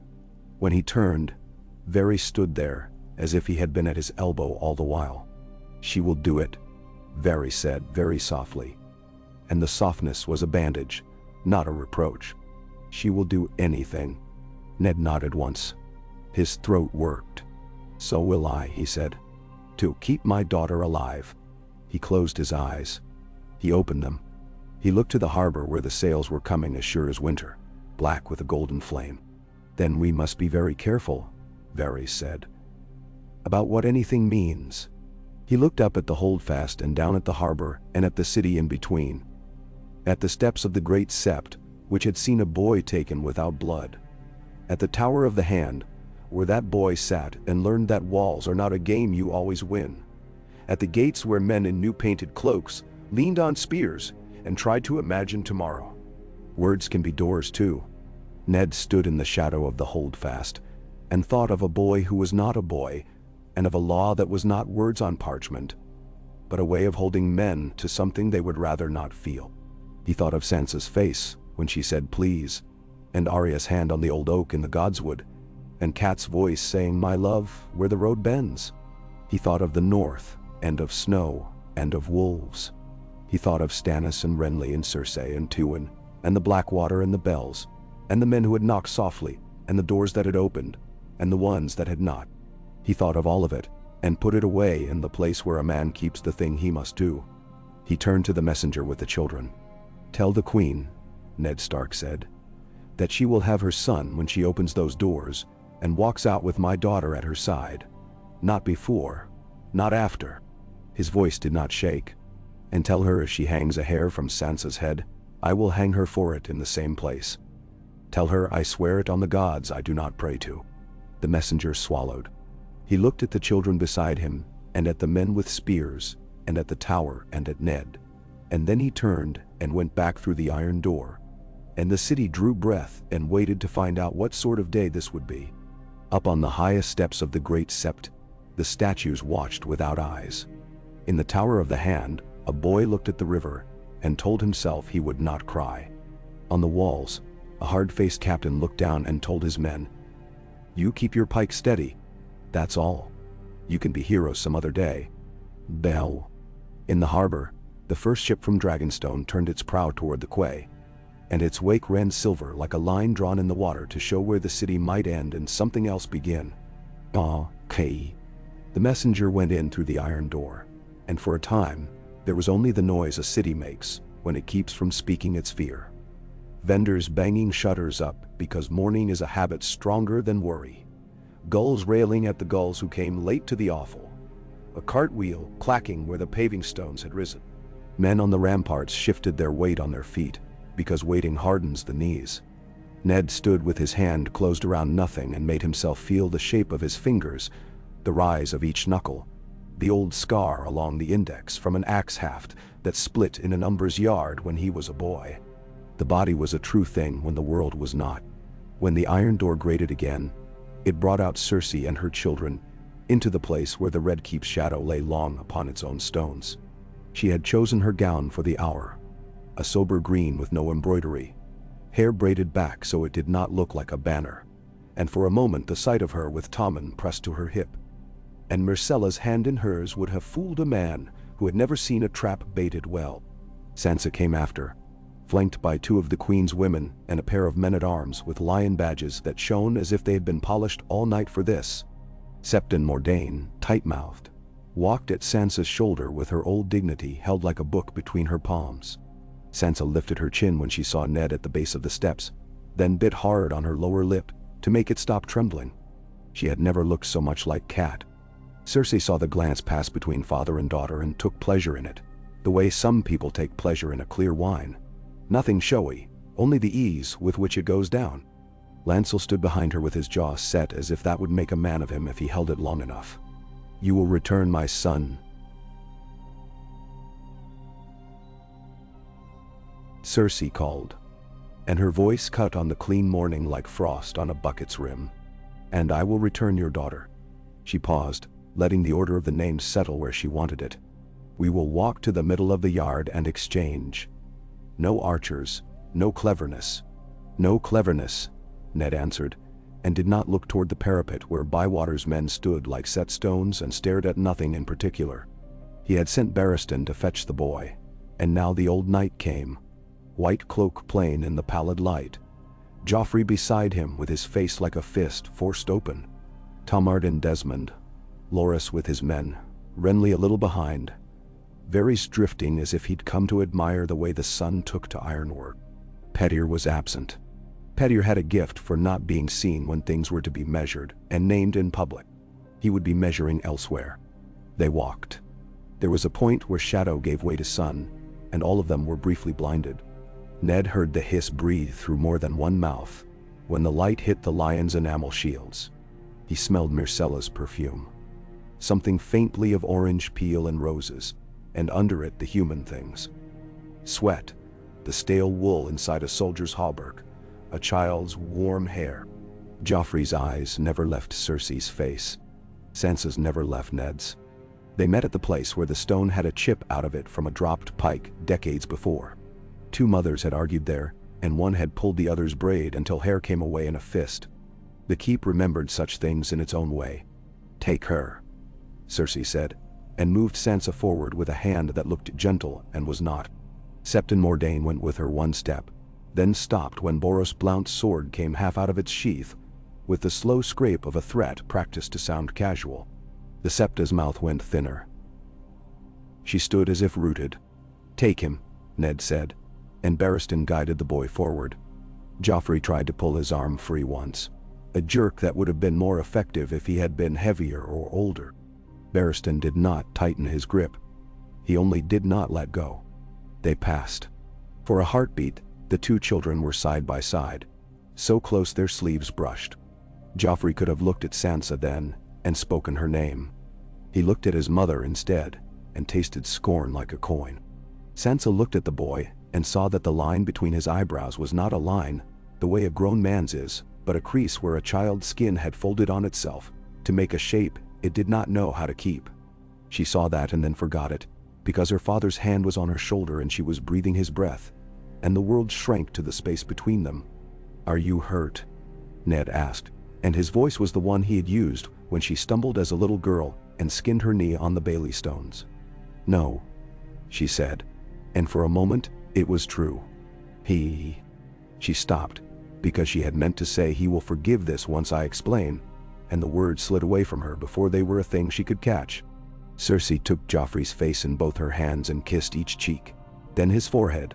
She did not look at the men she hated until she had finished doing that, so that when she finally lifted her gaze to Ned's, there was no softness left at all. "You see how easily the realm is mended," she said. "You give me what is mine, and I give you what is yours, and no one bleeds." The smile she put on then had a shape a glassblower would admire for its thinness. "I see how easily it is broken," Ned answered, and in his voice there was no ice, only weariness. "It will break again if you set that boy on the throne. It will break in 1,000 places. You will hand him to me," Cersei said. "When the realm has a king." "It will," Ned said, "and he will be the king's brother." "Then hurry," Cersei said sweetly, "before my father arrives." The boy had not spoken since he came to her side. Now he leaned close and hissed in her ear, too low for any but her to hear, "Make him pay." The shape of his mouth when he said it was a child's shape, wearing a man's thought. They turned from one another and took their children back into their separate bellies of stone. The iron door took Cersei and her brood. The stair took Ned and Sansa up where the window square made a pale rectangle on the floor of the solar. Septon Mordain came at once to look Sansa over head to foot with a briskness that was meant to make Sansa feel strong. Arya burst into the room so quickly, she half slid on the rushes, then stopped with a little skidding dance when she saw the queen was not there to be fought, and Joffrey not there to be stabbed with a word. "You stink," Arya said simply, and hugged Sansa so hard Sansa squeaked. And then Arya stepped back and scowled as if she had to reprove to herself with a grimace that she did not care about any of this. "If they'd kept you, I would have gone in there with needle and you would have been cut to bits," Septon Mordain said, not unkindly. "And I would have had to wash the blood out of your hair, which is hard enough to comb as it is." Arya made a face and muttered something about hair that could not be repeated before a septa. Sansa began to cry then. Not a storm, not a great gulping, only a steady leak like a bucket with a crack near the bottom. "He looked at me as if I were nobody," she said, appalled at the world for being the world. "He didn't even—" "He looked at her," Arya said, "and meant the queen." It was an ugly comfort, and it worked poorly. Ned stood with his hand on the sill, and felt the wind come in off the river, and lay a cold palm to his cheek. Barristan took up a place by the door, simply because the door was a thing that might be used, and he knew how to make himself a stronger thing than a door when he needed to. Renly came and leaned in the jam, his green cloak dark in the morning. "That was well done," he said softly, and for once he did not mean to charm. "There are men who would have spent 50 lives to do that. We may spend those lives yet," Ned said. "Let's try not to." He handed Sansa to Mordain with a look that said, without words, "Feed her." And to Arya he said, "You are not to leave this tower without a Stark man with you, and not past the yard. That's all." Arya opened her mouth, and then closed it, because even she could see a net, when the cords were as thick as that. Renly had a letter in his hand. The wax had been broken, the ribbon cut. "From the harbor," he said. "Lord Stannis is nearly in. He sends a boat to request safe entry and a dock cleared. He says he will come with only a small guard to the Red Keep and expects to be admitted to the king's chambers." Renly's smile skewed a little. "He is not a man you invite to a revel." "He's a man who understands doors," Ned said. "And keys." Down at the quays, men were rigging a ladder so that a gang of oarsmen could hoist up barrels without having to send them hand to hand. The harbor stank of fish and tar and good rotting river. Stannis came in on a longboat with the Baratheon stag on a black field cracking like a scolded thing in the wind. He had not dressed to be loved. He wore plain black, with a small pin at his breast that showed the Lord's head of Dragonstone in iron. The men in the boat with him were the same, plain, hard, watchful. Davos Seaworth sat a little back from the prow, hands tucked into his sleeves because he never liked to show them when a room came new to him. His stumps ached in the salt.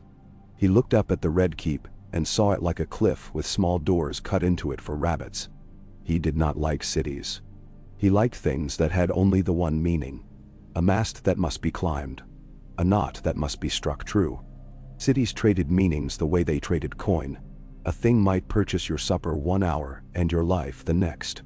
The Onion Knight thought of the little room at Dragonstone, where he had left his Maria with her sewing, and where his boys had, one by one, used to come in with fish on their breath to tell him of the same fish, as if each had found it first. He thought of the red woman's eyes and where their light fell. He looked at Stannis' shoulder, straight as a mast, and told himself a thing he had told himself so often. It wove through him like twine. I will go where he goes, because he has been right when other men called right a suit of clothes, and wore it until it fit their shape. They mounted the quays. Salad Horsan trotted at their heels like a peacock that had learned a practical trot to go with his plumage. I will have my gold, he told anyone who would listen and several who would not. I am a patient man with wine and women. I am not patient with gold. Menatan. You will have it, Davos told him, not looking around. Or you will sell me your ship and take yourself off, and pray the Lyseni forgive you for coming to King's Landing and leaving with your hands empty. He could be tart when he needed to be, and he needed to keep the man in harness now. Stannis climbed the long stair as if it insulted him by existing. Men along it bowed because there is a thing in some men that makes other men stand straighter without choosing it. He acknowledged none. At the top he met Bywater, who had a face like a hooked nail, and a sense of what things cost that did not need arithmetic. Lord Stannis, he said. Bywater, captain of the city watch. Under whom? Stannis asked, as if a name were a number, and he wanted to check the sum. Under Lord Stark's order, Bywater said. Good, Stannis said, and became a man who did not have to say the things that he had been prepared to say if the answer had been otherwise. He was not easy, but the air changed a degree. They took him to the Tower of the Hand first, because Ned insisted on courtesy when it could be served to the law without poison. Stannis entered the solar and stopped just inside because a boy sat at the window with his back to the room, and a white cloak beside the door showed him that he was in a place where the rules had at least been spoken, even if they would be broken later. Stannis' mouth thinned. He nodded at Barristan Selmy. Sir, Lord Barristan said, with a measure of respect that was not small. He took such things seriously, as if a man could be made out of them. Joffrey turned then and looked at Stannis with the frank loathing of a child, forced to watch a tutor he despises lay out a page of figures. You are not my uncle, he said, and it might have been brave if it had not been foolish. You are no kin of mine. Stannis did not turn color. He only looked. On that at least, he said dryly. We are agreed. The rest will be said in the throne room, in front of men who can hear. He looked to Ned. Lord Stark. Lord Stannis, Ned said, and he did not try to soften the man. There was no point. We have your letter, and you sent ships. There was the faintest inclination of Stannis' head. Good. I thought you might try to have me waylaid before I could put my claim before the city. If I had meant to waylay you, Ned said, you would be waylaid. It was one of the few boasts he had ever allowed himself, and Stannis recognized it as such without the skin of his face acknowledging it. They regarded one another a moment like men who had both seen winter in different forms, and knew that each had been right in his own place. Barristan, Stannis said. You will stand with me. I will stand with the law, Barristan said. As I always have. That will do. Stannis said. Renly, he added, when he realized his brother stood in the squareness of sun by the mantel. You have not written. I came instead, Renly said. Easy to offend as a cat and harder to show it. Letters are for dull men. Then you will hear the dull truth with the rest. Stannis looked to Ned again. The throne room. Before the High Septon. Before the council. Before any lord who cares to hear. He did not add before those who will dispute it. The shape of the hour included that as surely as the door included its hinges. It will be as you say, Ned said. And until then the boy stays where he is. He stays alive, Stannis said, which is more than most bastards born of treason deserve. The word bastard fell from his mouth like a coin so cold, it stuck to the lip of your palm. Joffrey flinched. He would later call it anger when he remembered it. But it had been fear. The first good taste of it. The small council chamber could not hold them all, so they opened the great doors to the throne room, and the air went through it like a wind through grass. Men's voices, women's whispers, the clank of a pike but on marble, because a man's hand had sweated and slipped. The Iron Throne crouched at the end like a thing made by a creature who had seen chairs described, but had never sat and thought them flimsy for the purpose. It gathered the light in all the ways steel does, bright on a spur, dull in an arm, so that the eye could not rest long anywhere on it without being reminded of another edge near it. The High Septon wheezed up to his place with 2 fat acolytes half under his elbows. He had his crown of crystals and the soot smell of incense on his robe. Pycelle was there, chin shiny. Varys smiled. Pettier had found the chair that put him exactly where he could see everyone else without anyone seeing him unless he wished it. Janos Slynt came in late with a look that tried to say, "I have been busy doing honest work," and mostly said, "I have been somewhere I do not wish to name." Cersei arrived with Tommen and Myrcella, and the 2 Kingsguard who were still hers. The holdfast remained shut behind her. She had come down the iron steps like a queen descending from a sky she owned. She did not look at Stannis as she came. She had learned there were men who take nothing from your eyes if you give them all at once.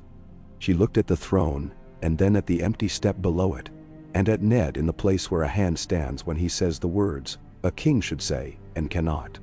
She looked at her son's absence, and let hatred harden to something brittle, and therefore dangerous. Stannis stood where a Lord Claimant should stand, not at the foot of the throne, not in the aisle like a suitor, not in the shadow where creepers thrive.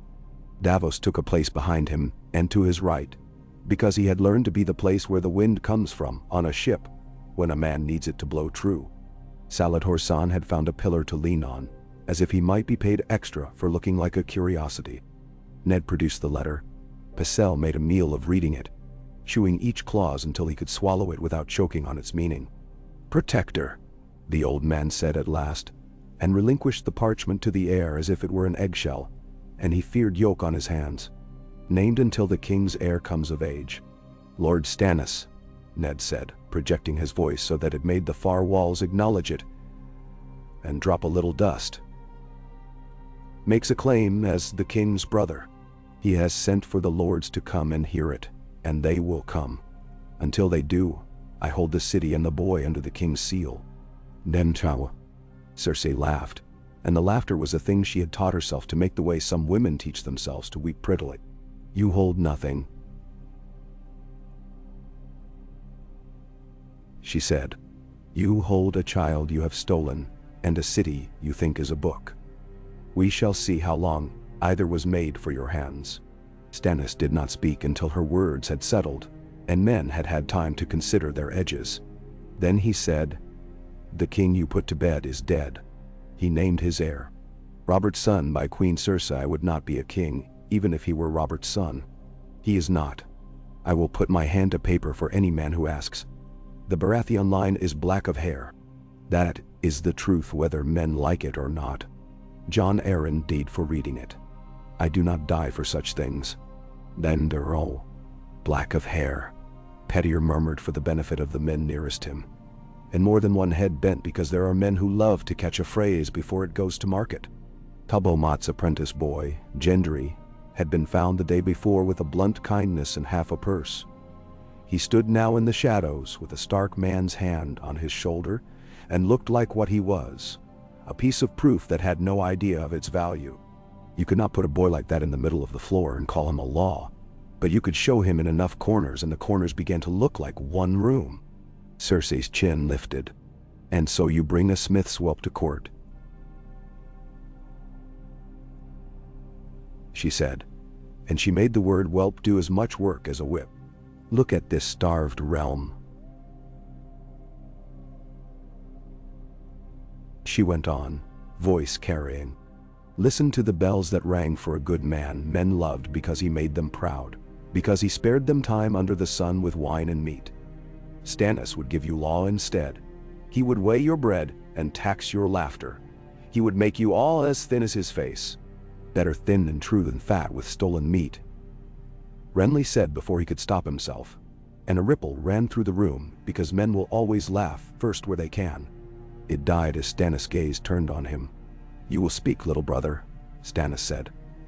"When it is your turn to say whether you are for me or for the men who made my brother's children with lies."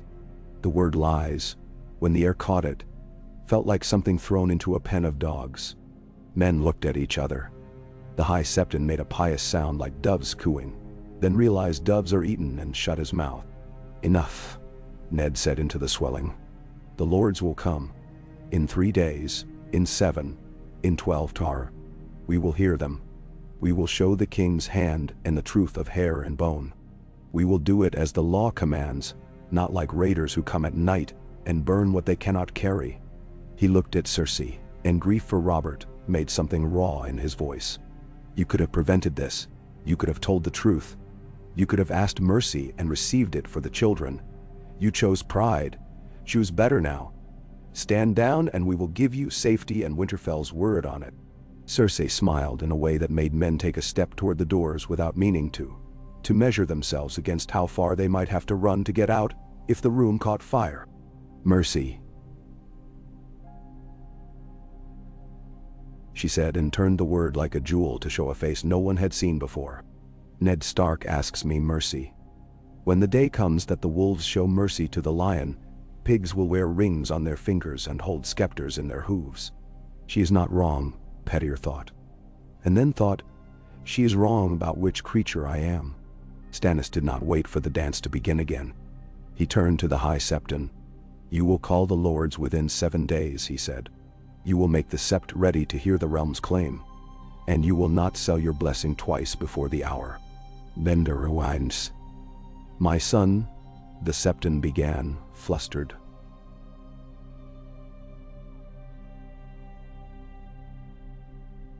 "The gods. Spare me your gods," Stannis said. "There is law."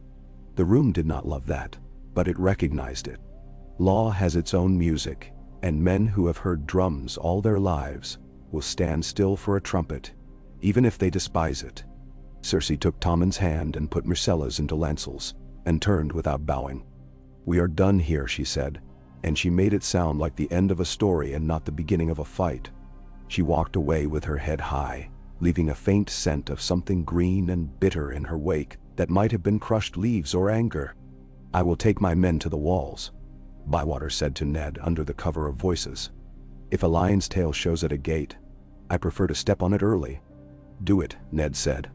"No one makes a move without my word." "They'll make 2, Bywater said. And went, which was the best answer a man like that could give. The city shifted around the decision like a big animal around a burr that had worked into its skin. You could feel the muscle twitch without seeing what part of it would kick.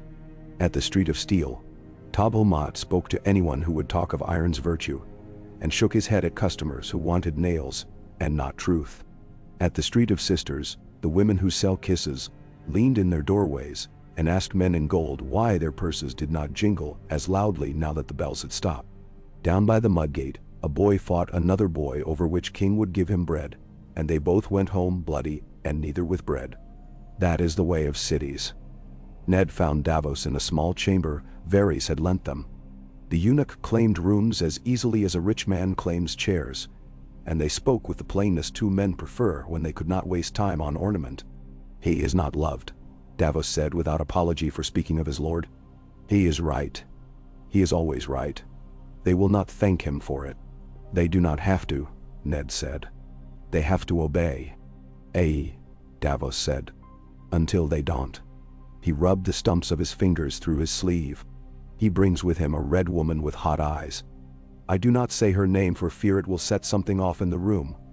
He has not asked her to stand up in front of lords yet and say the things she says to him when only we can hear.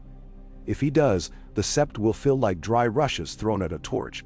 "I've had enough of fires," Ned said.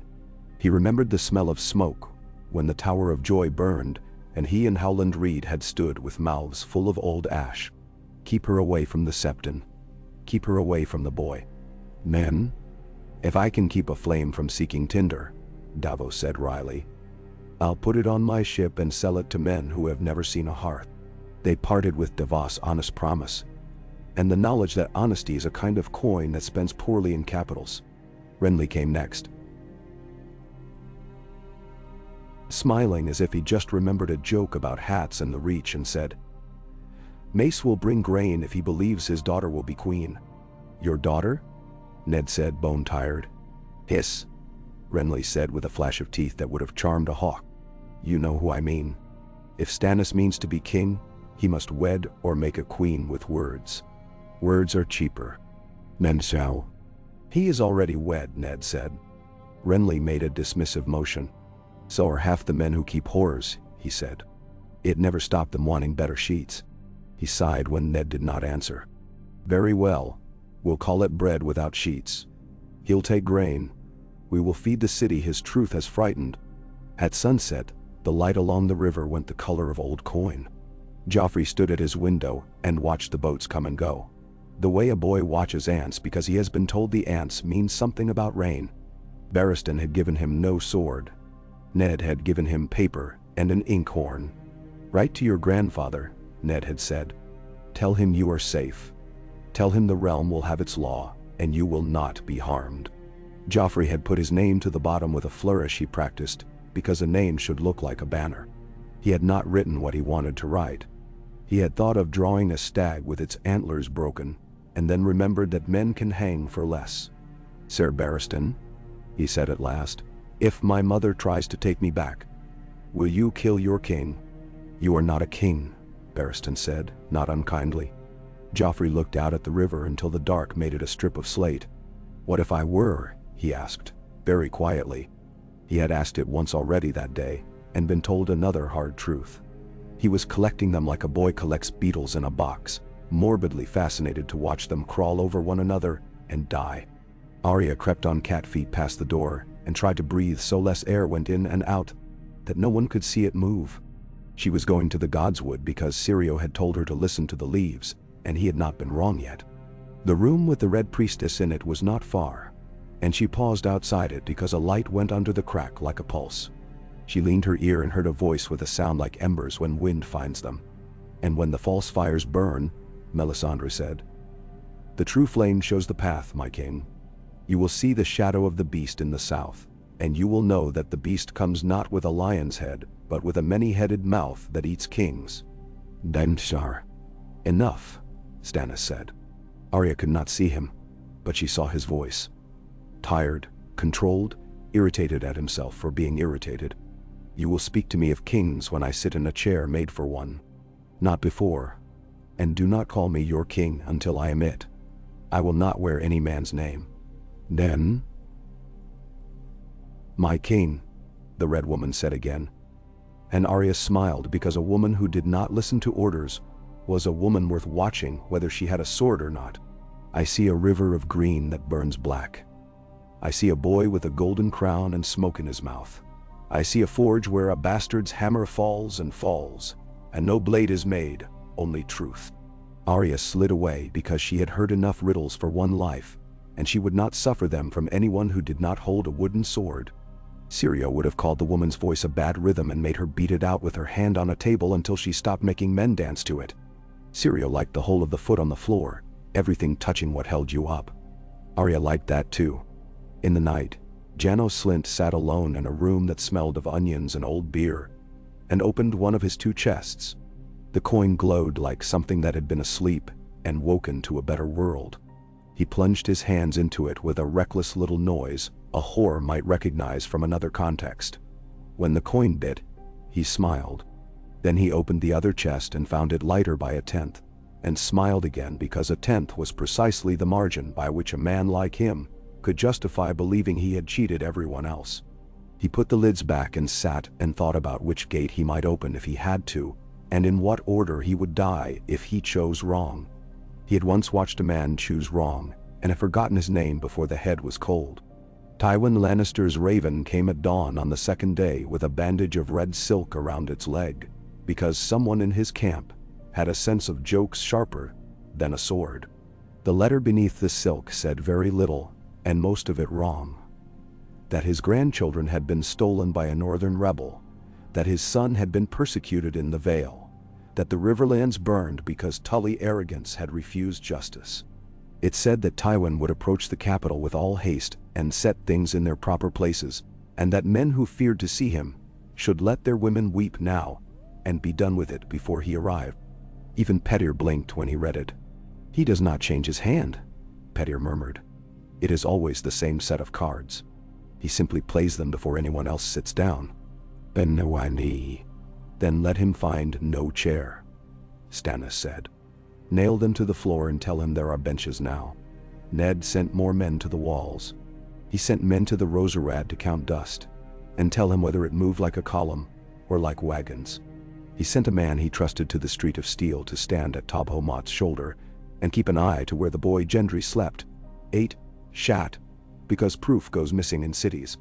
He sent a small purse to Yoren, who had not asked for one but took it with a nod that said, in the old way of men, that he would provide a thing without saying its name. On the third day, they convened at the Great Septi, because Stannis had demanded it, and because the High Septon had been promised 3 fat barrels of oil for his kitchens, and because sometimes ceremony does the work of a dozen swords. The mother looked down with her soft stone eyes. The stranger looked out from under his hood, and saw only the living, because the dead were waiting their turn. The benches were filled with men who had titles, and with men who did not, but had found a way to stand near men who did. The light came in colored by glass, and made red puddles, and green rivers, and blue lakes on the floor. Ned felt the ache in his leg, and took comfort in it, because pain is a kind of truth.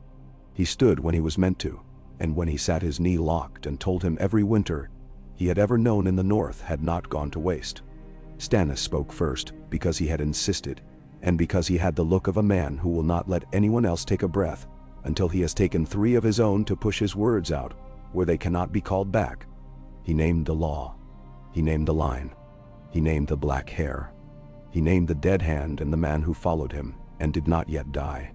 He named bastardy and treason in the same sentence and did not gag. Cersei had sent no argument beyond her presence. She sat like a statue of a queen in a temple on an island where they worshipped lions and did not believe in anything else. When she spoke, it was to speak of love. She spoke of Robert's love for his son, and his son's love for the city, and the city's love for the prince who had waved to them from his litters, and lowered his head at the right times when the bells insisted on piety. She said love 3 times in a breath, and made it sound like a cloak whose cost no one could count, because the goldsmiths had died of happiness while fashioning it. Renly spoke after, lighter and quicker, like a man flicking water off his fingers in sunlight. He spoke of bread. He spoke of grain and ships, and how a hungry city will trade crowns for loaves, and then go hungry again, crown in hand. He spoke of peace, and the way peace makes coin like yeast, makes dough, and the way war breaks roads and wills alike. He did not say which king would bring it. He did not have to. Mace Tyrell's emissary sat on the front bench and nodded with a gravity his fleshy face had never before achieved when listening to a man younger and better looking than himself. When Ned spoke, he did not try to be Stannis or Renly or anyone else. He said the things he believed, that a realm must be held to something firmer than desire, that men must not be allowed to choose their laws like sweetmeats and spit out the ones that stuck in their teeth. He looked at Barristan Selmy when he said it because he needed one man who had stood under a dozen kings to nod back. Barristan did. Slowly, like a man who tastes an apple and finds it tart but true. The High Septon pinched his lower lip between thumb and forefinger in a gesture that had charmed girls once, and now made bakers think of dough. The faith, he said, knows that kings are anointed by the 7, and that anointed oil is dear, and must not be spilt on any head that comes from a pillow. The faith also knows that people must be fed. The gods love law. The gods also love mercy. We will pray and... You will witness, Stannis said, that the law has been spoken here. The High Septon drew himself up. I witness that words have been said in a holy place, he said. It was as far as he would go. Men who fed on cakes do not break their teeth on bones if they can help it. Afterward, in the cool of the nave where the light did not lie like colored pools, but like clean water, Stannis looked at Ned and said, with the flatness of the truly unbending, We will put the boy in a cell under Maegor's holdfast when the gates open. No, Ned said. The word was soft and ended with steel. He is safer where he is with my men and yours at his door. Put him under Cersei's stone, and she will make a martyr of a child by dinner." Stannis' jaw worked. "He's a danger." "He's a boy," Ned said. He let the child's name fall away. "He can be kept from harm and from causing it. If he lives long enough to learn something of why men hate him, he may yet make a better thing of himself than you suppose. And if he does not, your law will trim him later." Memnisawa. Davos watched Stannis' eyes, which had the color of the sea on days when a man thinks he can read its mind, and then remembers he cannot. Stannis looked at the place where Joffrey was not, and at the place where Cersei would be if he let her out of his line of sight, and then at Ned, whose leg had forgotten winter, and then remembered it again in the last few breaths. "Very well," Stannis said at last. "But if a single man dies with that boy's name in his mouth, I will take his head the next morning." "And I will hand you the sword," Ned said. On the fourth day, riders came in from the Roserad with cloaks salt-stiff from sweat, and said the dust lies like a low fog all day to the west. Carts move with it, and men with spears among them, and the lions on their breastplates are not shy. Tywin had set his pace, and made it a sound men could hear when they slept. On the fifth, the first scuffle at the Lion Gate sent a man down with a broken collarbone, and 2 teeth gone and no blood otherwise. Bywater's men held and did not answer a jeer with a blade, which is the first skill of a watchman and the last most learn. On the 6th day, Petyr came to Ned at dusk with a cup of wine that smelled of plums, and said in his soft voice, "You could make this all easier by letting the boy go back to his mother. It would cost you very little, and would buy you time enough to hang your banners from here to the Trident." "Done." "It would cost me something I can't get back," Ned said. He did not take the wine. "And hang whose banners?" "Stannis. Yours. The ones men will salute when they look at their pay pouches." He set the cup down and looked at it as if it were a thing that might learn to sing. "Men like time, my lord. They think time will make their enemies grow kinder. It never does. Time makes enemies clever." He tilted his head. "If you truly mean to hold the boy, do not give his mother visits. It will make him mad for her in some boyish way that will become a man's rage later." "Then thou." "I will not make a weapon here," Ned said. "I will make a way to walk through this without trampling the children underfoot." "Ah," Petyr said, and for a heartbeat, despite himself, he sounded like a boy from the Fingers watching a lord's ship cut a clean line through dirty water. He stood. "Be quick then. Sometimes the child runs under the horse." That night, Cersei sent a message folded small and tucked inside a sack of flour. Bywater's men slid it open and brought it to Ned with their hands still white. The Queen's hand was steady. "You are as stubborn as old snow," it said. "I have always hated old snow. I would prefer a clean storm and done. If you would save your daughters from days they cannot yet imagine, end this now. The river brings my father. He drowns slow men." Ned folded it again and set it on the table and thought about girls. He thought about Sansa asleep in the next room with Arya curled sideways at the bottom of her bed like a dog, because fear changes sleeping as surely as winters change roads. He thought about Cat at River Run, hunting proof with a mind like floss that catches in the smallest teeth of truth and drags it out. He thought about the women of the city who did not know if the next week would feed their children, and about the girls who stood at the Street of Sisters and decided that the one thing they owned, which men wanted, would save them and would not. He took up quill and wrote 3 letters that were not law and not war. He wrote to White Harbor. He wrote to River Run. He wrote to Old Town. He asked for grain to be sent and for men to escort it, and for ships to be protected like churches. He asked for mercy for a city that had too much pride to ask for itself. He sealed them and sent them and felt older for the sending. When he slept that night, he dreamed of the heart tree at Winterfell and the way snow lays quiet over everything ugly. On the 7th day, when the city had begun to settle into the unnatural rhythm of men, preparing for 2 different kings, and pretending they only meant to greet a lord, word came from the sea that a Lannister ship had been seen standing in at Blackwater Bay with a flag of truce. Bywater made to turn it away with arrows. Ned told him to let it moor and be boarded. He did not trust lions that come with skins turned inside out. But you do not turn a messenger back, and expect the gods to think well of you when you later ask for your own message to be carried." They met the Lannister envoy in the great hall under the tired banners of kings dead and kings not yet made. The man wore red and gold, and the insult of a certain kind of pretty.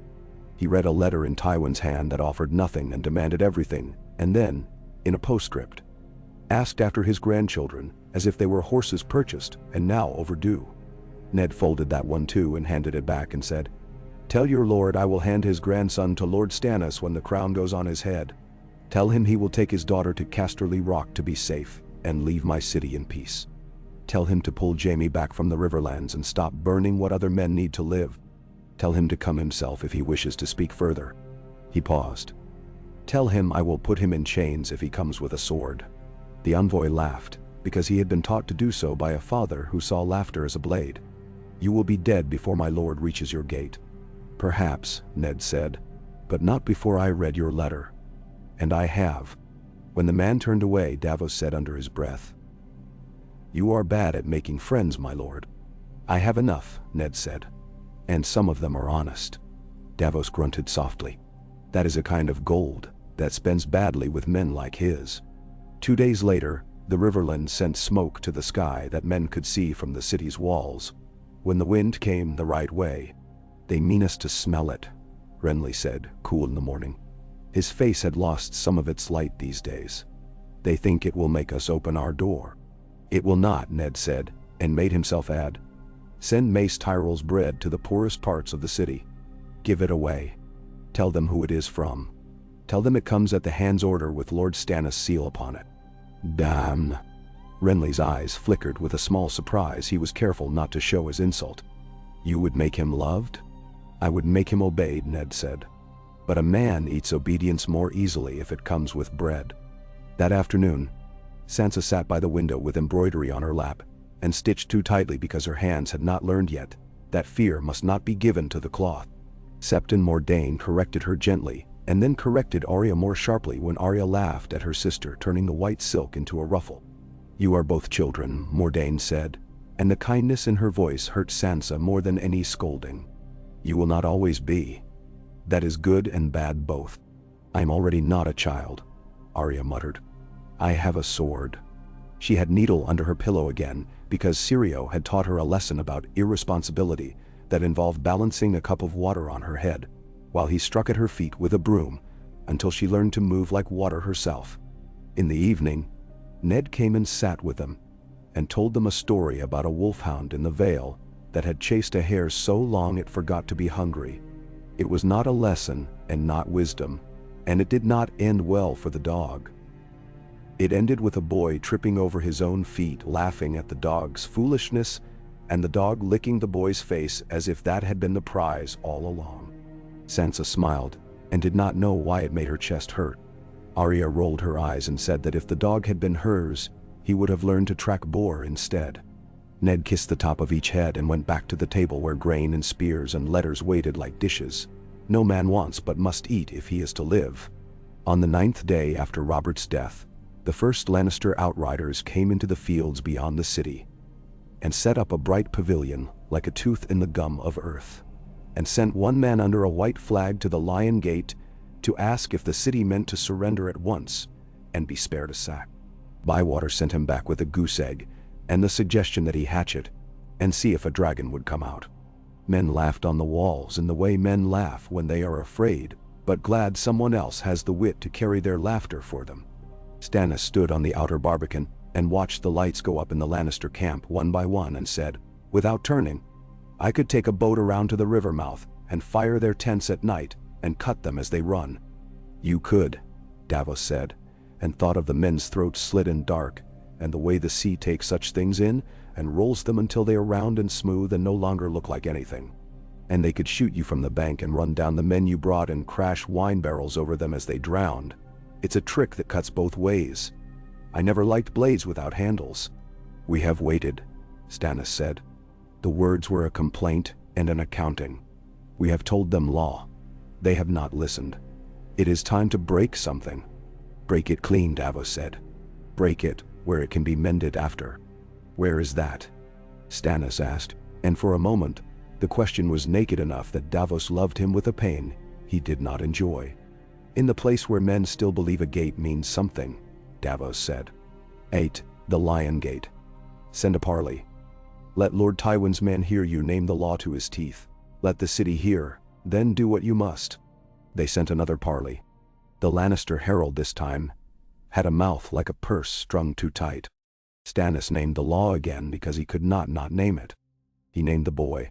He named the throne. He named the day they would fight if men chose not to come to the sept in 3 days, and hear the crown given to the head it fit. You will be outlaw, the herald said with relish, which sits better on some men than honest meat. Every man will have the right to put a knife in you and call it breakfast. I have been more hated by better men, Stannis said. Go tell your lord that when he brings his head to my gate, I will open it and take him by the hand if he comes without a sword. If he brings a sword, I will take the hand, not his. The envoy paled, and someone on the wall laughed a little, and then coughed to hide it. The sound carried. Sometimes the smallest noises are the ones men remember when they tell stories later, and pretend they were brave. That night, Varys came to Ned with a face wiped clean of its usual smiles and said, "The queen means to flee. She has been gathering jewels in her bodice and putting them into loaves. She has sent for a boat with oarsmen who do not speak the common tongue, and a pilot who thinks he will be paid in salt wives for rowing at night. She will take the girl and the boy and run down the river and hope you will be too slow or too honorable to shoot at a boat with children in it." She underestimates the river, Ned said, and tasted the bitterness of the thought. And me. She underestimates hunger, Varys said. Hares. She will eat the boat to get out of it if she has to. He spread his hands. I thought you would want to know. Ned set his jaw. Bywater, he said when the captain came. You will set men in skiffs below the walls with nets. You will have archers on the bank. You will let no boat pass in the night without a line around it. If a boat with a queen in it comes, you will take it without spilling one drop of the blood in it if you can. He paused. If you cannot, you will spill any but the children's. Bywater nodded once. Men like him say yes with their faces if the order fits the shape of the world they know. On the 10th night, the boat came. It slid along the bank like a rat that knows the kitchen and therefore knows where the pail might be. Bywater's men let it come to the place where the eddies were thick and then laid a net across it and drew it like fishermen who wanted a catch to come out of the water breathing. The archers stood with bowstrings low and eyes high and did not loose because the first man foolish enough to reach for a quiver would have been put to the wall the next morning. They brought the boat in, quiet as a nurse. Inside there was no queen. There were 2 boys with shaved heads and a woman from the kitchens who cried that her mother was sick downriver and that the queen had nothing to do with this. She swore it by every god the sept could spare. Bywater looked at the 2 boys' skulls in the torchlight and saw where the hair had been cut unevenly. He told himself he'd been a fool to expect anything other than a test. He sent them to the dungeons with a meat pie apiece and told the woman to go back to the kitchen and feed someone with a name. Cersei laughed the next morning when word came to her that her boat had been caught empty. She told Lancel to bring her a jug of wine and kiss the rim before he gave it to her. She drank and said to no one in particular, "You have to teach a man what nets can do before you swim." She did not try again that night. She would wait for a night when rain flattened water and the moon went shy. Time, the thing that carries battles in its pocket and gives them back bruised, moved in the city with a peculiar speed that makes men think it is standing still. The day set for the lords to hear the claim came at last. They came in smaller numbers than in peacetime, but in numbers enough. No one wanted to be left out of a thing that would put a crown on a brow. The Hightower sent a man with a cloak that smelled of salt and books. The Vale sent a woman who used to be a maid at the Eyrie and now had a lord's signet on a chain. Lysa had not come down and would not, but she had learned that when you do not send a man, send a woman with a letter. The Riverlands sent soot and anger, and a pale Frey who said little and watched everything. The Stormland sent men with loud voices and proud chins. The Reach sent flour, which was better than words. The West sent no one, which said more than if they had sent 1,000. They filled the sept and listened. Stannis laid out law-like planks. Renly put his boot on each to show it would hold a man's weight. Ned stood at the crossing of two aisles and held a city on his shoulders, because no one else would do it without reshaping it to his own hand. The High Septon huffed and called on gods until his voice grew thin, and then nodded because a nod was cheaper than any actual pledge. At the end, the men made a noise that was not quite assent, and not quite fear, and wholly human. Barristan Selmy drew his sword and laid it at Stannis' feet. The sound it made on the stone was the sound that gets written into songs later with twice as many notes as the ear heard at the time. Bywater saluted. Davos stood and did not kneel because he had not learned to do that with grace, and because Stannis had told him once that a man with bad knees should save them for work that mattered. Renly did not kneel. He smiled. It was the smile a man wears when he thinks of seeds he planted, and how high wheat can grow if rain remembers it. Cersei did not attend. She sent a ribbon, torn, and a single word on a scrap of parchment, with a hand that looked like it could still command a child to wash and have it done. The word was never. When they left the Sept, the city looked different, though the stones were the same. People looked up when Stannis passed, not because they loved him, but because a name had been put on him, and names are a kind of magic, even for men who do not believe in spells. A woman spilled a basket of onions under his feet, and then fell to her knees to hide her shaking hands. Davos bent and set the basket right, and handed it back and did not smile because a man's dignity is not a jest. That afternoon, Ned went to the Godswood because you must show the gods your face sometimes even if they do not live in the trees you kneel under. The little southern Godswood smelled of new leaves and water that had learned to be still in a square pool. He knelt on a stone bench and set his hands on his thighs and said the names of his children in his head, and then did a thing he had done only twice in his life and thought had been superstitious besides. He asked his father's shade what to do. The leaves moved as if a small thing had run under them. He did not take it for an answer.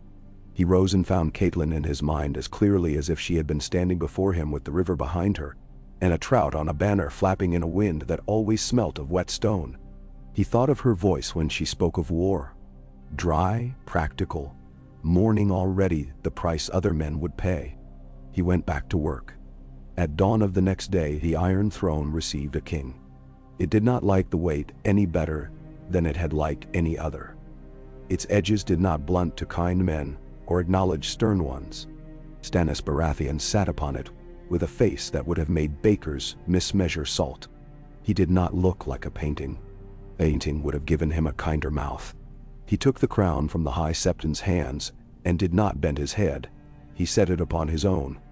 Barristan Selmy called him by his new name, and the hall carried it outside, and the yard dropped it, and the city picked it up again and tried to get used to its feel. A man with a barrel of oysters shouted it to see how the syllables settled among the shells. Ned stood at the foot with his cane and felt nothing like joy. He felt the better of two bad roads under his boots and accepted it. He looked to Joffrey's place near the door, ringed with stark men and men in black and gold, who had stood with Stannis because they had known Jon Arryn when he was not so lonely, and they had learned what duty tastes like. The boy's face was colorless and set, his lip bitten to a line. The hound stood like a cliff. Cersei was not there to watch a crown go somewhere her son could not follow. She sat in Maegor's holdfast like a wasp in a bottle, and told herself she would chew through wax. After, in the solar, Stannis stood with one hand on the back of a chair, as if he would crush its top rail rather than sit. "He will take the black," he said of Joffrey. "He will ride to the wall with a small escort and serve there until he dies." "He is 10, Ned said. "He will be less dangerous with a cloak," Stannis said. "And the boy has to learn to be a man somewhere." Ned closed his eyes. He had thought of this. He had not thought it would be so soon. "When the city has held a month," he said. "When your brother's men come in from the Stormlands and the Reach has sent wheat and Tywin's outriders have learned we do not run at the sight of red. When Cersei has no boat left and no coin. Then send the boy to the wall because he will live to get there, not before." Stannis narrowed his eyes. "You would keep a viper in your sleeve. I would keep a child safe until I could hand him to men who will make something other than a weapon," Ned said. "We have time for mercy now. We will have less of it later." Davos shifted his weight and the floor creaked an inch. "He is right," Davos said. He did not often say it of a man who was not Stannis. The sea eats men who leave too soon as surely as those who leave too late. "Very well," Stannis said flatly. "But after midsummer, the boy goes north. Or I will carry him there myself on my horse, and drop him at the gate whether you like it or not." Ned nodded. He could accept a rope if he knew its knot was honest. Outside, the city learned a new rhythm. The gold cloaks changed their rounds. The bakeries at first light took on boys with good shoulders to carry sacks to neighborhoods that had not seen flour in 3 days. The sept bells rang at odd hours because the High Septon thought every hour was better for prayer than the hour before. The Lannister camp grew, and grew orderly besides. Tywin's men laid streets of straw to walk between tents and a ditch around the perimeter to keep water from making mud. Because mud makes men slow, and slow men die. Letters came that named Robb Stark in the north calling bannermen, not to march south but to guard their own, and be ready if he must. Catelyn's hand came with one, full of love, and hard as the handle of a pan used twice a day. She did not ask him to come home. She told him to make a world they could come back to.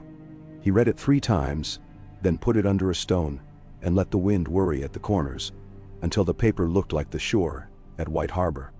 On the 12th day, after Stannis had been crowned, Jaime Lannister came in sight of the city, with 100 horse, and a swagger like a man unrolling a carpet.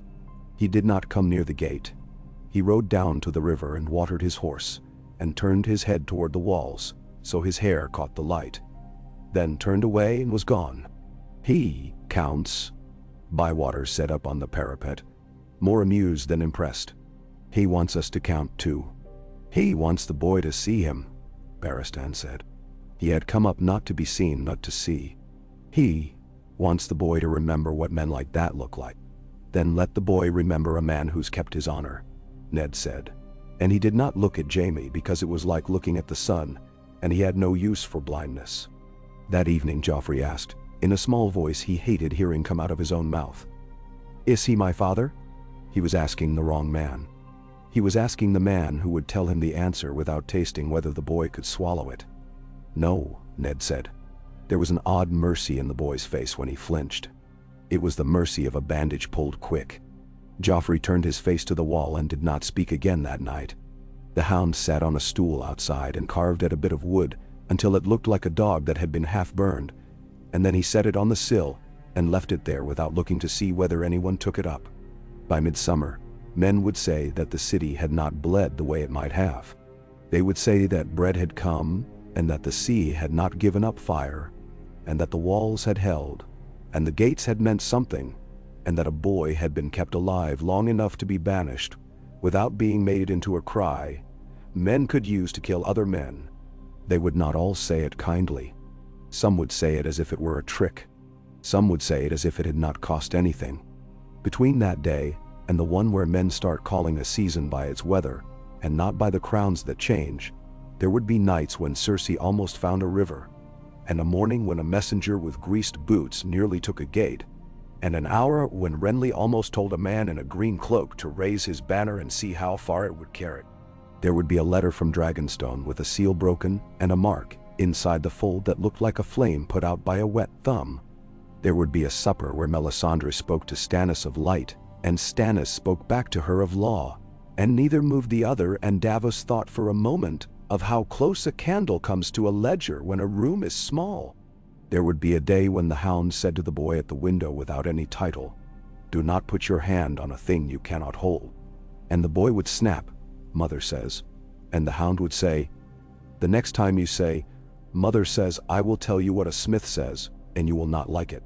There would be a morning when Sansa saw Joffrey through a doorway, and he saw her, and they both stopped, and then looked away at the same moment, because shame is a mirror that shows 2 faces. There would be an afternoon when Arya struck Syrio across the ear with the flat of a practice blade, and Syrio laughed, and said, "At last, little cat," and she grinned, and forgot for one breath that the world had edges.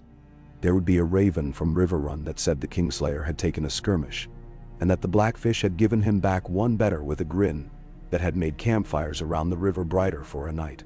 There would be another that said Tywin had sat down at the Trident with an army like a table with too many legs, and that he meant to eat at leisure. But all that lay in the days ahead like stones no one has stubbed toes on yet.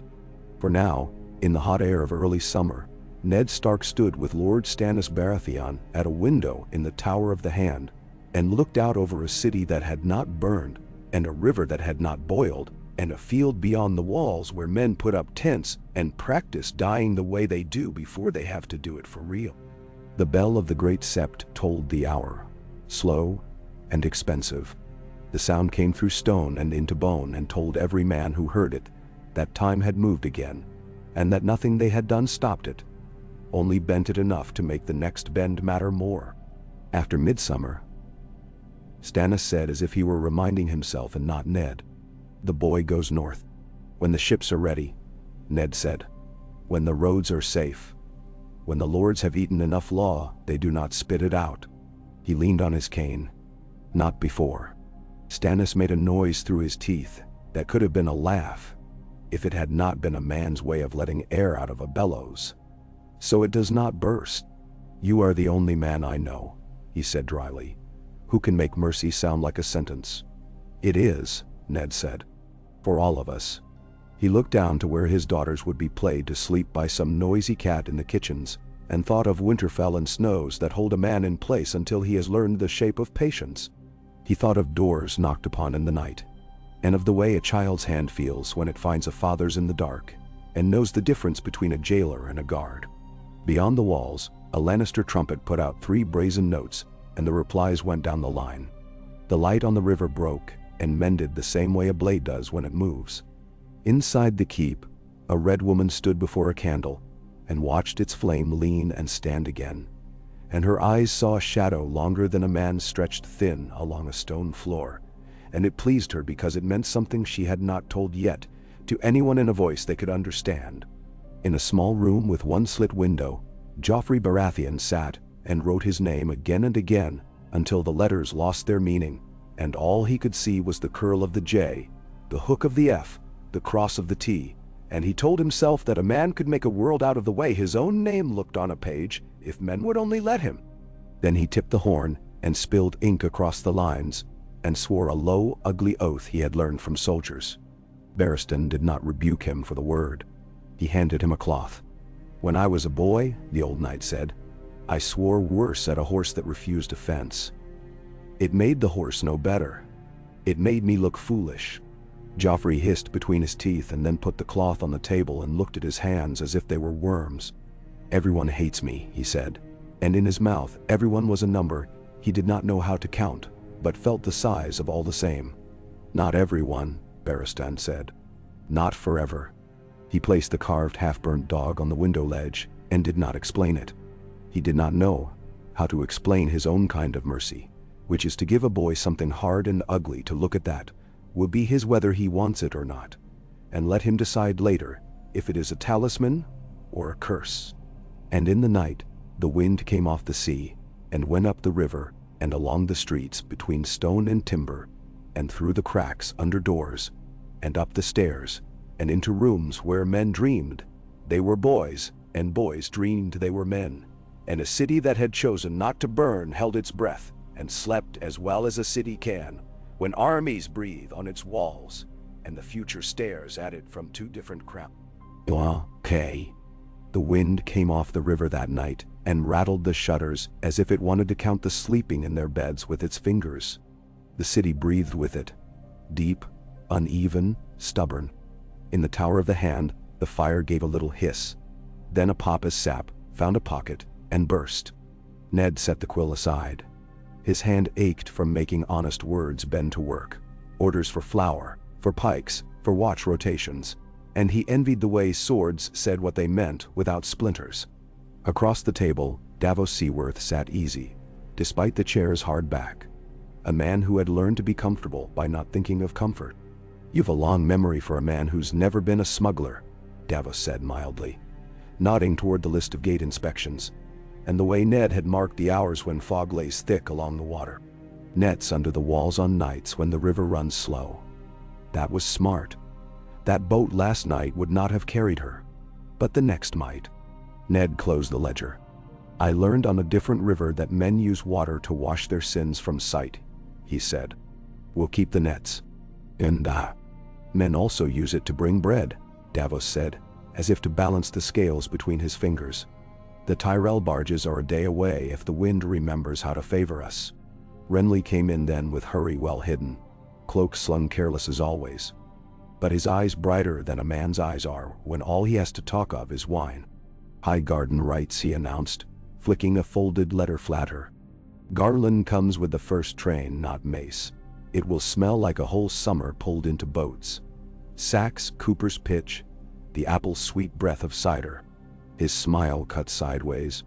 And a man with a head for accounts. My lord father-in-law has many sons. He has learned to send the one who counts.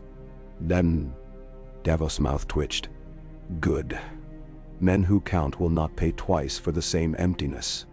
Garland blessedly does not sing, Renly added. So the docks are safer than they might have been. Ned did not rise to the banter. He will want terms. Of course, Renly said, unapologetic. Bread never comes without a price, even when it calls itself love. He fixed Ned with that half-earnest, half-ornamental look he wore when he wanted to be taken for less calculating than he was. Let me speak to him first. I know how Tyrells fuss over their plumage. Stannis will strip the peacock bare to prove a point if we let him near the bird. Dento. You are not wrong, Davos said. And my lord is a good man with a knife. Speak to him, Ned allowed. He'll want to hear that Stannis will keep the road south clear and pay in coin that doesn't sweat green. Done, Renly said lightly. We'll put Garland to bed with the books and send the gold to meet him in the morning. He hesitated. And Tommen. Ned's hand, which had been reaching for the cane, stilled. What of Tommen? Renly spread his hands. Bread tastes best when it smells like peace. The talk in Highgarden is that a betrothal could ease the grain from barns that think in songs. Not to the boy in your tower, to the younger, if Mace dreams of anything warmer than soup, it is the Reach wearing a crown. A promise now, a wedding later, a child under Stannis' safekeeping. Stannis will never call Tommen a prince, Ned said. He will not make a pretense of a thing he calls false. And I will not sell a girl I do not own to a boy I am going to name a bastard-in-law when the time comes. Renly's mouth flattened a fraction. It need not be called a crown, not yet. A warding, then. The Reach likes wards when the ward keeps their enemies out with fewer swords than they own. He leaned forward. Let Tommen be fostered at Highgarden. Margaery is a gentle girl. She will teach him to smile without showing his teeth. It will buy us grain now and quiet later.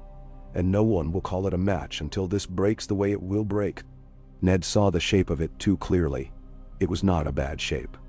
You ask the king to put a child into the hands of men who will want that child to grow into something the law will never make of him. I ask the king to stop a riot before it learns its own name. Renly's look had a sudden edge to it. You have not forgotten what hungry people do. Ned hadn't. Take it to him, he said. But if he says no, and he will, you won't call it spite. You'll call it the king being the man he is. I would call it the king being a man with too much law in his mouth. Renly said, but without real heat. I'll try anyway. I'm more stubborn than old snow. Then? That line's taken, Davos murmured. But he smiled a little as he said it. The door scraped, and Arya skidded across the rushes like a stone on a pond, not intending to slide and doing it anyway. She caught herself with both palms flat on the table and stared up at Renly, unabashed. Syrio says you stand wrong, she told him, as if delivering a message about his shirts. You show your left more than your right and let a man count your breaths. He says it makes you slow. Renly blinked, then looked down at his hands as if he might see them betraying him. Did he? His laugh was genuine, easy. Tell Syrio, I have lived this long doing it badly. Imagine what a threat I will be if I ever learn to stand. He also said the Red Lady's steps do not make a sound, Arya said. and looked at Davos because she had learned that the Onion Knight's eyes told truths when his mouth politely declined. Is she a witch? Davos' face closed like a fist around a coal. She is a priest of a god from over the water, he said carefully. Are there witches in the north? Renly asked, making light of a weight he did not want to touch. There are women who know when snow will come by the way the crows fly, Ned said, not looking at anyone. That's all. Arya set her chin. Syrio says you watch with your feet. Witch or no witch, I can hear her, and I'll tell you where she goes. She darted a look at Ned like a dog seeking ready permission to run. You'll do no such thing, Ned said, gentler than his words. You'll go back to your lessons and return to this door with a Stark man behind you? Arya scowled, then scowled at herself for scowling, then made a face at Renly for good measure and scampered out. Renly shook his head.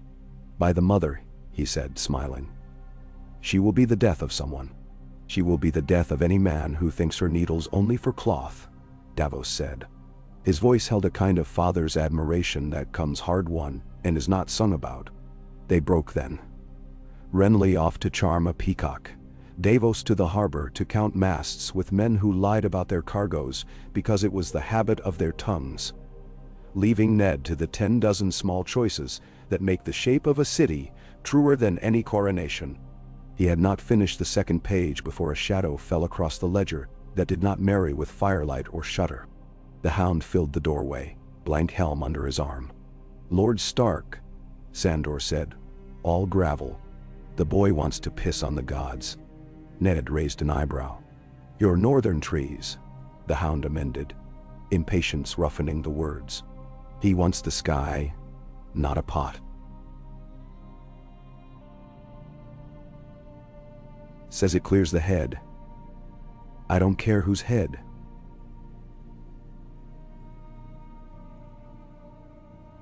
Thought I'd tell you before I take him. The disdain in it would have cut a lesser man. Barristan? Ate the door, Sandor said. I told him I could lift the princeling by the scruff, and he looked at me like I'd suggested cooking the boy for supper. So you can say your yes or no, and he'll do it the way you like. Take him, Ned said, rising. I'll meet you there. The God's Wood in the Red Keep was a pale imitation of Winterfell's, with the smell of green, but without the old sternness of the north. The heart tree here was not a weirwood, no white bark, no bloody eyes. A myrtle had been trimmed into some pious gentleness that would have made Arya spit. Joffrey stood at the pool's edge with his shoulders stiff, doing his business with a jaw like stone. Barristan stood at a distance with his back turned in scrupulous courtesy. Sandor leaned against a fig and watched with an expression that insisted this was the stupidest thing he had been made to guard in a life full of stupid guarding. When the boy finished, he stared at the water as if expecting it to rise up and make a crown around his head. What do you pray to? He asked suddenly, not turning. I do not, the Hound said curtly. Prayers are for men who think their words matter to the sky. To the trees, then, the boy insisted. Northmen pray to trees. It stinks. It smells like leaves, Ned said, and Joffrey started. Then he remembered himself and arranged his face. Ned limped up and stood beside him and watched the water's stillness. When I was a boy, he said to the pool, I thought the gods spoke only in snow. Then I learned that they do not speak at all. They speak to Melisandre, Joffrey said with youthful certainty. A curl of anger tightened his mouth at having given the Red Woman more reverence than his keeper. She looks at fire and says things. The king listens. The king listens to his own mind, Ned answered. He has given her leave to speak, because he knows what he will swallow, and what he will spit back. You think he is hard? Joffrey said, as if it were an accusation. He is, Ned said. Hard enough that the city will not bend him out of shape. It's something King's Landing has not learned to love. He let the words sit. Come. I'll walk you back. He inclined his head to Barristan, who came up at once, easy and grave. They reached the stair where the tower shadow cooled the stone, and Sansa appeared at the turn with Septon Mordain 2 steps behind. She'd braided her hair the way her mother liked it, the way the court liked it. Golden rope on gold. When she saw the boy, 100 thoughts chased one another over her face like little birds that never found a place to land. She dipped low. You're She caught herself. The law had taught her one word to replace another. "My lord," she said instead, and got it out without a catch. Joffrey's hand tightened on the rail. He had thought he would drink the music of "Your Grace" forever, and had learned that words can be snatched out of a mouth like raisins from a bun, and a man cannot get fat on memory. "Sansa," he said, straining for a careless warmth he had once practiced and finding nothing. He stopped. His glance flicked to the hound. "I have a dog now who tells me when to piss." He sneered. "Isn't that fine?" Sansa flinched. She looked to Ned and found no rescue there. He would not save her from the truth the city had made. So she did what Cat had taught her in the eyrie when a hawk struck a pigeon before her. She smoothed her face. "I am glad you are safe," she said. "My lady mother would say peace is a fine pillow." "And sharp as thorns," Sandor muttered. Sansa looked at him quickly. He looked away. The moment hung, then broke like a cheap cup. Joffrey went on up with Barristan, stiff as a child in a pageant. Sansa watched him until he vanished around the turn, then stood very still until Septon Mordane's breath touched her ear. "Come," Mordane said softly. "We have our stitches." Sansa nodded. She passed Ned with her eyes on the floor, and he nearly reached to touch her shoulder and did not. Touch helps, he thought. And it wounds. On the harbor, the Tyrell barges arrived like a string of beads, fat and shiny, each plump belly rocking on the wind's swell. Garland Tyrell stood tall in the first with his dark hair pinned back and a sword at his hip that looked made for use rather than show. Men cheered for bread with voices that had once been kept dry for kings and tourneys. Now they spent their shout at the sight of sacks. Bywater's men kept the docks in order with the patient iron of men who know that a line on a quay turns to a riot when flour shows white at the lip of a bag.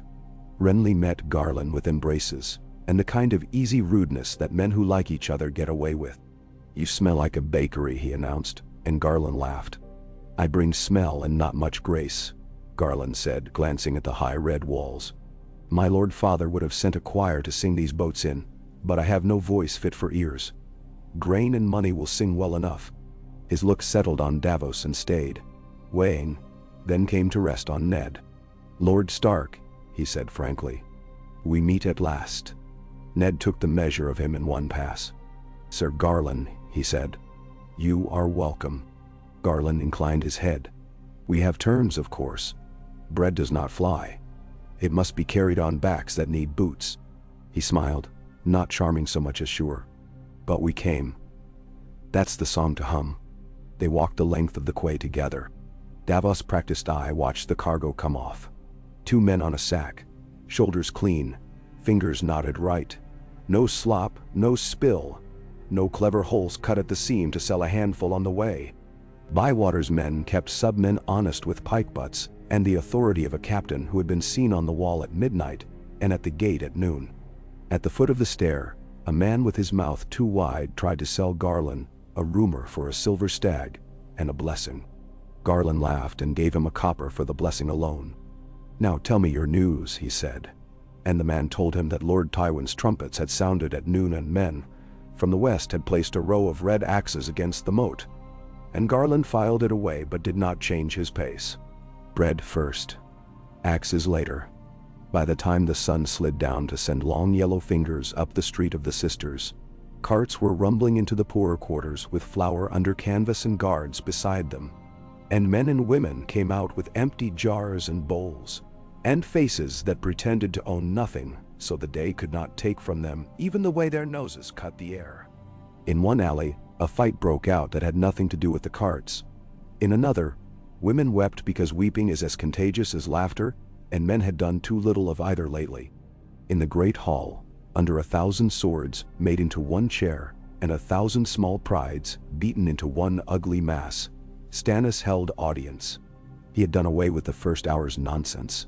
Petty petitions, small feuds brought in to be made large by proximity to the throne, and kept only things that pricked the city.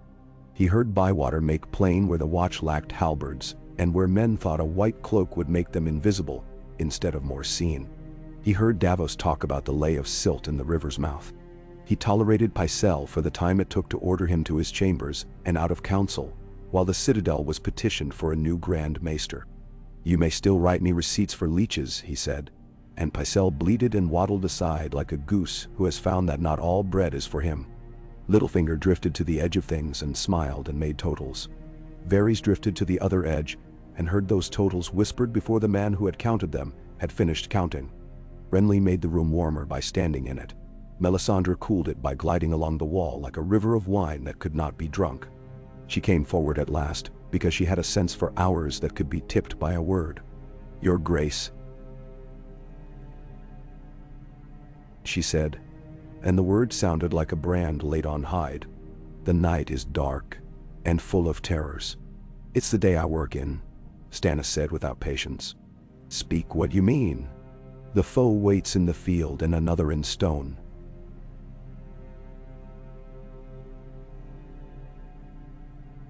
She said, turning her head toward Maegor's holdfast, as if the iron stair lay naked under glass between them. "We must use the weapons of the Lord of Light if we would burn the darkness from this city." "She wants to set the great sept afire," Renly murmured for Ned's ear, delight and alarm in equal measure. "Imagine the prayers then."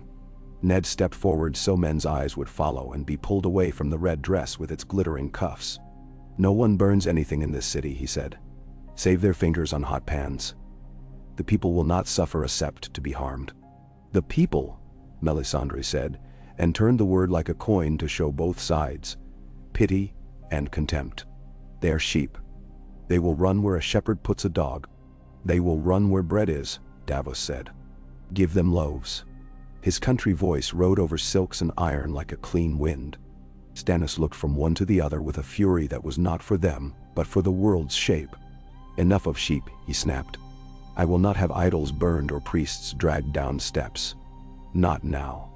I will have gates kept, walls manned, and grain delivered. The rest can wait until the city knows which bed it sleeps in." Melisandre bowed as if she had expected him to say precisely that. She was never so dangerous as when she yielded. "As you will, Your Grace," she murmured. "Light does not fear dark. It waits for it to be spent." When she had gone, Renly blew out a breath he had not owned to holding. "She frightens me," he confessed to Ned, "too low for others. It is not a thing I admit often." "She wants what she wants," Ned said. "So do we all.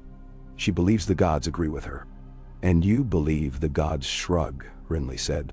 "That's safer." "Sometimes," Ned said. That night, Littlefinger dined with men who wore the wrong ring on the wrong finger, on purpose to see who noticed. He laughed at all the proper places, and then went to the Street of Silk, and sat in a room painted with birds, counting payments owed and payments due. And when the woman he trusted, as he trusted his knives, slipped in to say that Janos Slint had opened one of his chests and found it shy of what it had been promised, he smiled like a cat sleeping in a patch of sun. "He will squeal," he said. "Someone should be there to hear him." Before dawn, 2 of Bywater's men heard Slint squeal. They took him between them like a sack and brought him up with decorum, because Bywater believed that the House of Law must show a better face than the men it corrected. Ned met them at the top of the stair with Davos and Barristan, and Stannis came after with hair uncombed and fury properly belted on. They did not put Janos Slint in chains. They put him in a chair. "You've taken purses from 2 hands," Stannis said, flat as a bench. "I took what was given," Janos said, shifting. "A man is not a whore for letting a coin lie in his palm. A man is a man who feeds his family." "Menaderwan." "You have no family worthy of that conversation," Stannis said. "You have a belly." He folded his arms. "The wall needs men. Not fat ones, but it will take what it can get. Take him there." Janos' mouth fell open. "I am a lord," he managed, as if that were a charm against winter. "Not in my city," Stannis said. "If you toadied for the Lannisters, they made you so. I unmake it. To the wall." He turned away, already done with it. Ned caught the man's eyes, saw the fear there that sets a child again into a man's shape, and thought briefly of a short, thick boy in Winterfell, daring Robb to jump from the low wall to the snowdrift, and breaking his wrist on the packed crust. "You won't like the cold," he said, "but you'll live." If you live, you might learn the names of the men beside you. It's something." Slint spat a curse that cracked and fell harmless to the floor. Bywater's men took him. Before noon, a small party had him on the road north, with a black-cloaked brother to keep him from making his way back into the city. And Ned felt the relief in his own ribs, the way a man feels the knot come out of a rope he has been tugging too long. Garland Tyrrell brought books that afternoon and a list written in a small, neat hand. Weights, measures, flour stores, the names of bakers in the city, with clean ovens, and those whose ovens were used for other things in the night. He set them on the table between Ned and Davos and folded his hands. "My father expects something back," he said frankly, "but he will send the grain regardless. The Reach is not loved if its belly is thought too full. If Lord Stannis means to hold a court that looks like law, he should give my sister's name a place in it. Not a crown, a seat, perhaps a betrothal to someone who matters to him." "Your sister to a man who matters to Stannis," Renly said with delight. "You have high hopes indeed." Garland smiled without offense. "I have a head. The king's eldest is a girl. She cannot wed herself. She will need men who hold her claim with their hands when the wind comes, as it always does. The Reach likes wind when it carries the smell of harvest." He looked to Ned. "We are not fools. We will not ask you to wed a Lannister. But we will not put coin into a city that means to send it to burning. Feed it with justice instead, and you will have us for as long as that bread holds our teeth." "We will feed it with justice," Ned said. "We do not have much else to feed it with yet." Garland inclined his head. "Then here is your flour. Here are your men to carry it. And here," he added, producing a small sealed paper, "is a letter from my lady mother for your lady wife, which I very much doubt you will read. It is full of desserts and roots for caravans and news of a bee swarm near Old Town, as if a queen would care for bees. But queens do, I suppose." "Some do," Davos said, thinking of Maria's careful hands, and the way a woman can make honey out of a day a man thought had only salt to it. As the day sets its teeth more firmly into the siege, small things began to cut as much as blades. A man at the fish market gate let a cousin through with a crate that did not hold his wife sewing under layers of linen, but bolts of fine steel for the lion's camp beyond. Bywater had the cousin whipped, and the man sat at the gate again, with a face like a skinned knee. Varys reported a whisper from the Alchemists' Guild. A new master, Halley, had spoken in sleep of green fire, as if it were a wife's name. "Not yet," Stannis said when Ned relayed the whisper. "Not ever if we can keep the city from turning into a torch." He looked at Melisandre as he said it. She only smiled. At night, Cersei's women sang in Maegor's holdfast.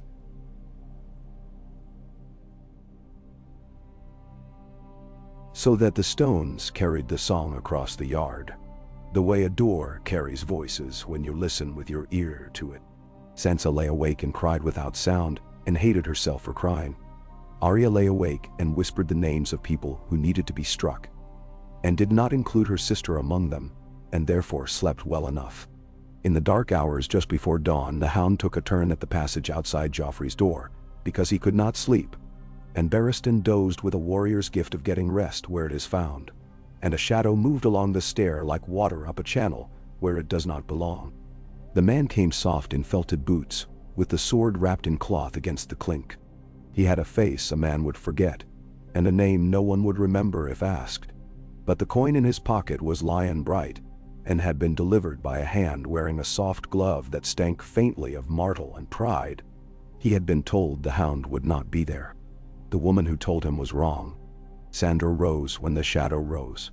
His own shadow climbed the wall like a beast on its hind legs. "Don't," Sandor said.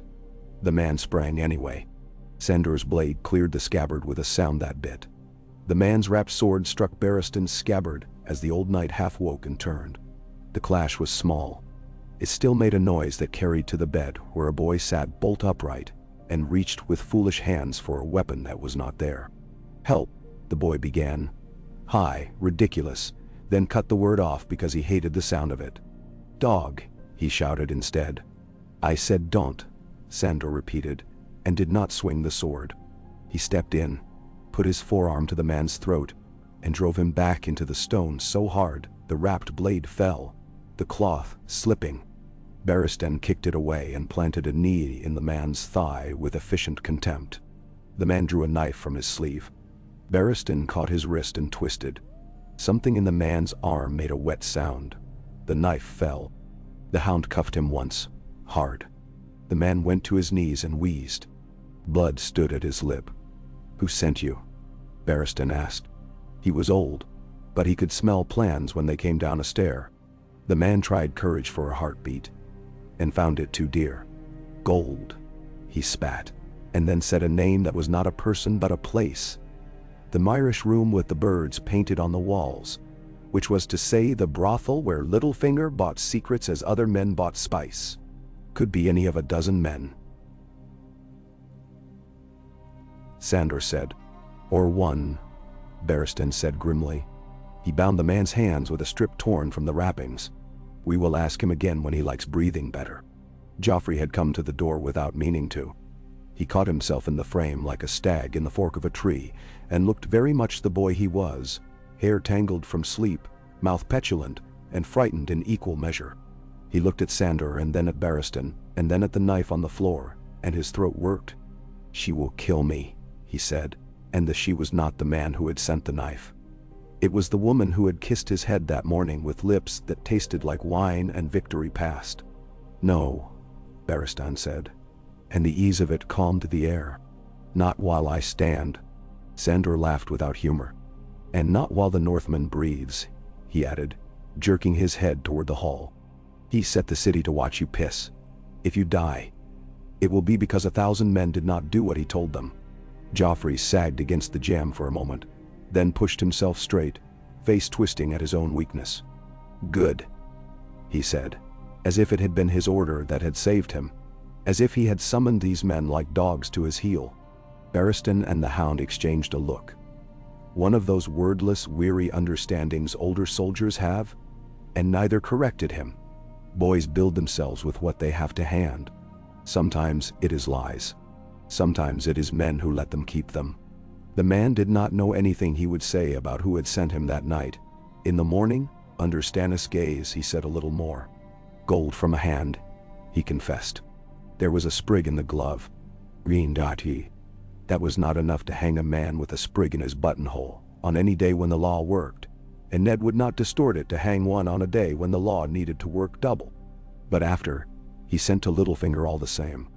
The master of coin came, smiling, delivering shy bows like wrapped gifts, and listened with attentive polite sorrow to the tale of a knife, and a door, and a boy who nearly died. "How dreadful," Petyr breathed. "Poor child. The city is a nest of snakes at present. It is good you keep your own serpents properly caged." "Then die." He looked very clean in the morning light. Ned told him so. "You are always clean," he said. "It is a thing men should note." Petyr's eyes warmed. "You would be surprised how little they do," he said, rueful. "I've stood in rooms where men bled and come out without a spot. They never wonder how." He spread his hands. "What would you have me do?" "Open your books," Ned said. "The coin we spend on bread will come from someplace. I want to see where you have put the last 10 years. Petyr laughed then. A bright, delightful laugh. "Ah," he said. "You wound me. You asked me to undress in front of men too staid to enjoy the sight. But I am yours, my lord, to the last groat." He bowed again. He left without a fleck of dust on his shoe. Varys watched him go with something like admiration. "He is very good at being himself," Varys murmured. "I have always envied men who can do that without breaking a sweat." "Open the books anyway," Ned said to him. Varys smiled sweetly. "I never close them." Outside the walls, the Lannister camp shifted, putting up a second ring of ditches, making a small town striped with red and gold along the river's bend. Tywin came at last, and sat a scarlet tent that was not a pavilion, not a boast, only a place where a man with a mind for sieges could make a map lie down and behave under his hand. His ravens flew. His riders came back with dust on their faces and news of gates that did not learn easy. He did not rage. He pinched, probed, starved, In the third week, he put a battery of scorpions on wheeled platforms and moved them up under shields to fling iron into the walls and take spies' little peeks at men's habits. Bywater had rocks and a gift for killing engines. Between them they made kindling of 3 and drew 2 back to be repaired. When one of Tywin's ropes snapped, the iron arm cracked back and killed a boy not yet bearded. 2 hours later, a girl on the street of steel broke a loaf in 2 and gave half to a stranger without asking his name. That was the city as it lived. Midsummer came hot and without ceremony. It baked the tar between boards and made the city smell of fish and men. On the morning of that day, Stannis put his hand on the back of the same chair he had gripped before and said to Ned, "Now, the boy goes." Ned faced him. Davos stood aside. Renly hovered with too much light in his eyes. "I said after Midsummer," Stannis said, voice level. "Midsummer is here." Ned nodded once. He had not forgotten. "We will send him with 2 ships," he said. "Not 1.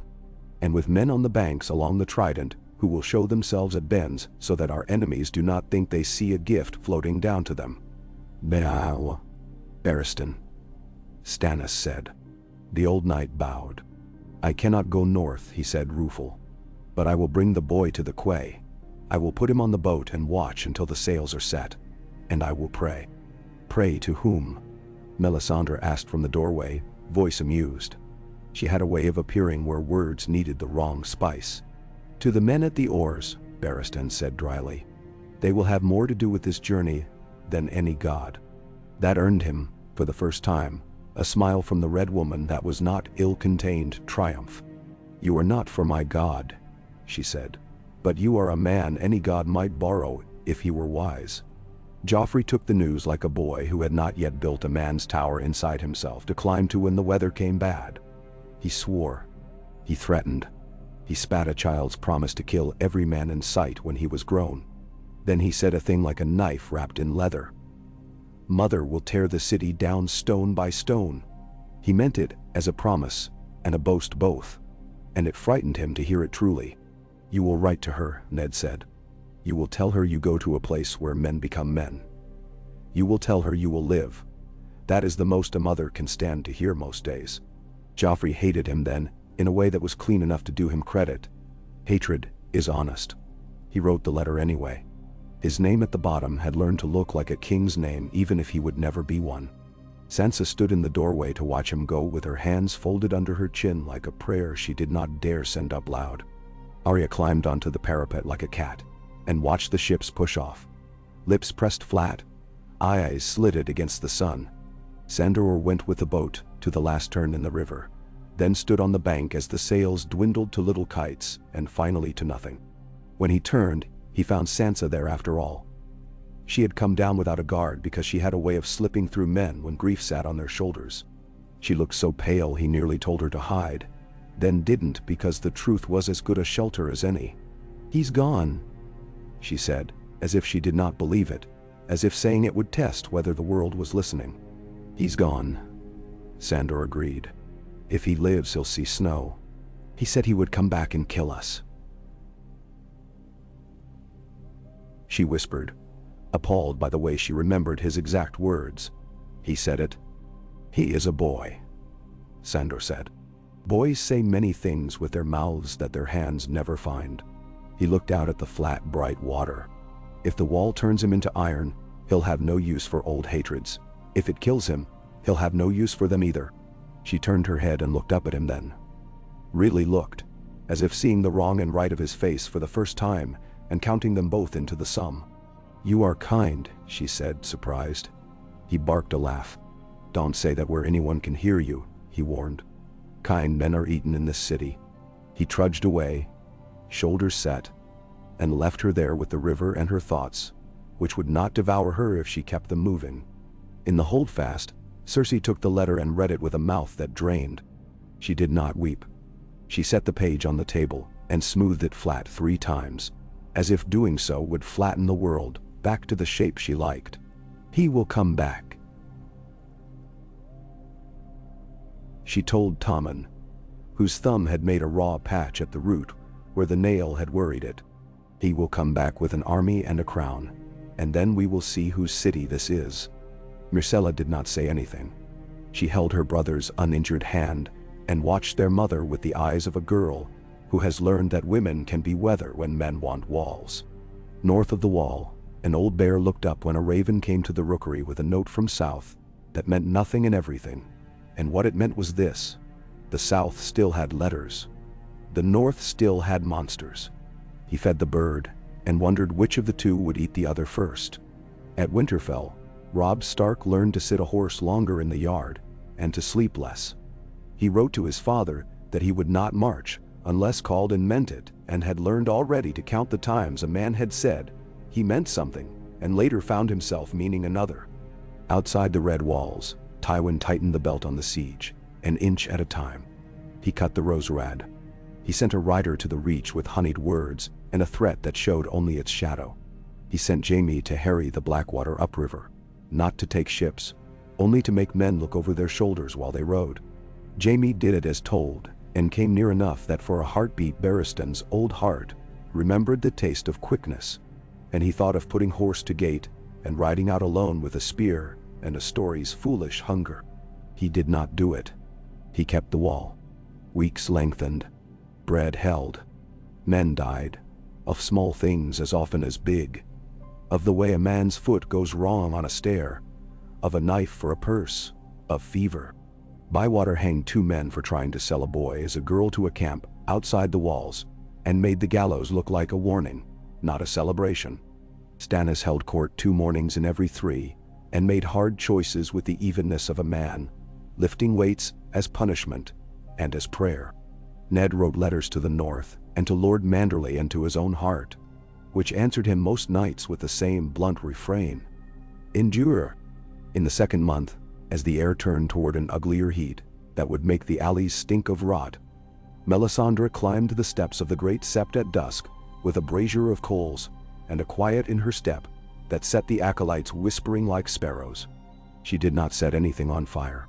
She stood before the statues and prayed in a language the crystals did not understand, and the High Septon came with his sleeves pinned back from greasy stew and watched from a carved door and wondered if there was a way to charge admission for such a spectacle, and decided there was not. Outside, Arya watched from a shadow, lips thin. "Syrio says she dances with her hands," she told herself. "Syrio says the ones who dance with their hands often forget their feet." "Menda Winter."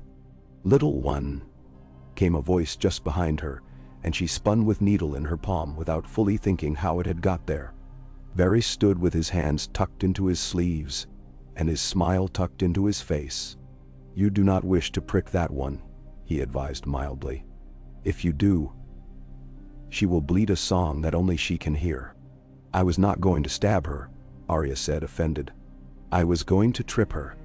Varys's eyes watered with the effort not to laugh. "A vast improvement," he agreed. He glanced toward the brazier. "Some men are flames," he said.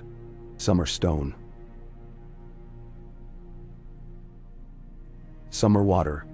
We need all 3 to cook a soup, but only the water knows how not to burn the pot." "I hate soup," Arya said. "It is always too hot at the beginning and too cold at the end." "That is life," Varys said almost kindly.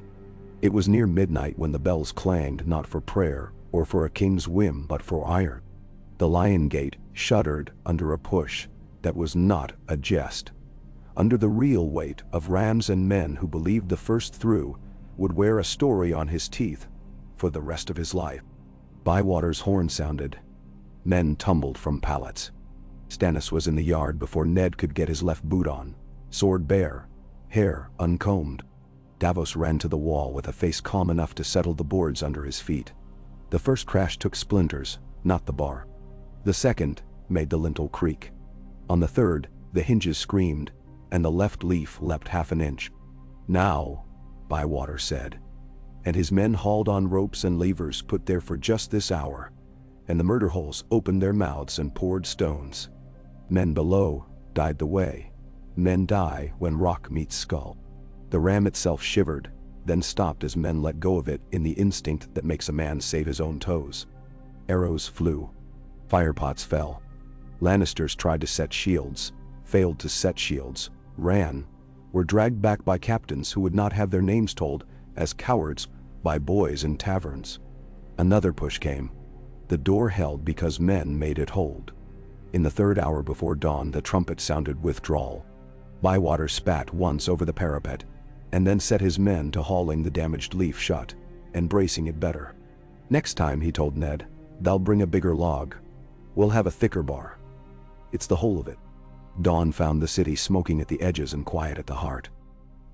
Men slept on their feet, then slept where they fell, then woke and found bread under their hands, because Davos had sent a cart along the inner wall, with loaves dipped in fat and sprinkled with salt.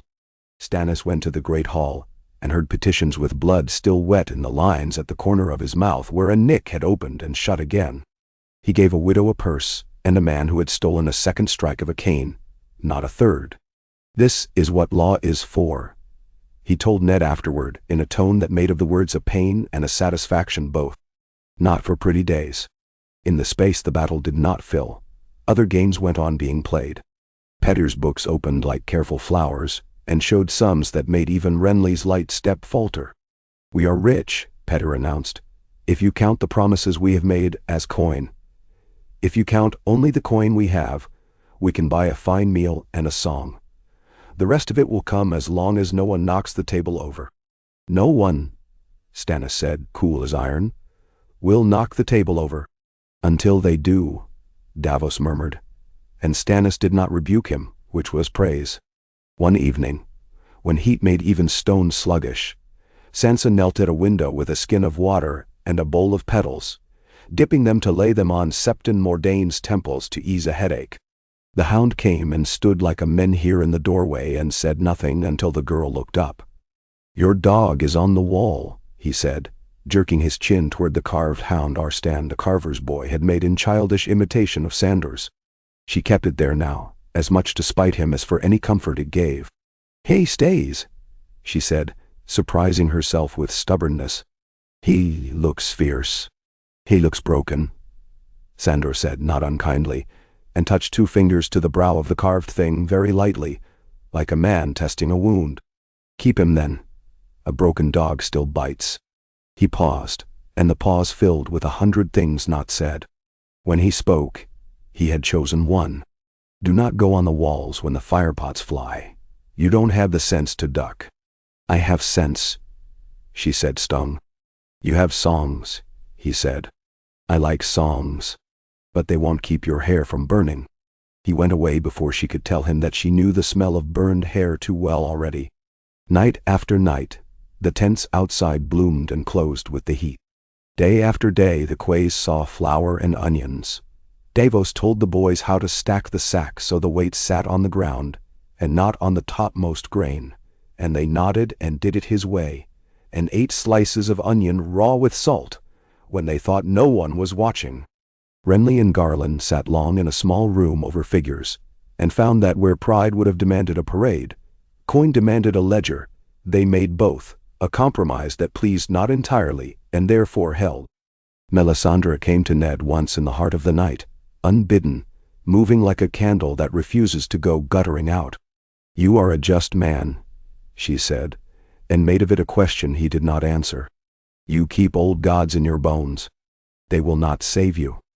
I ask no saving, he said, and the honesty in it was like cold water tipped down a back.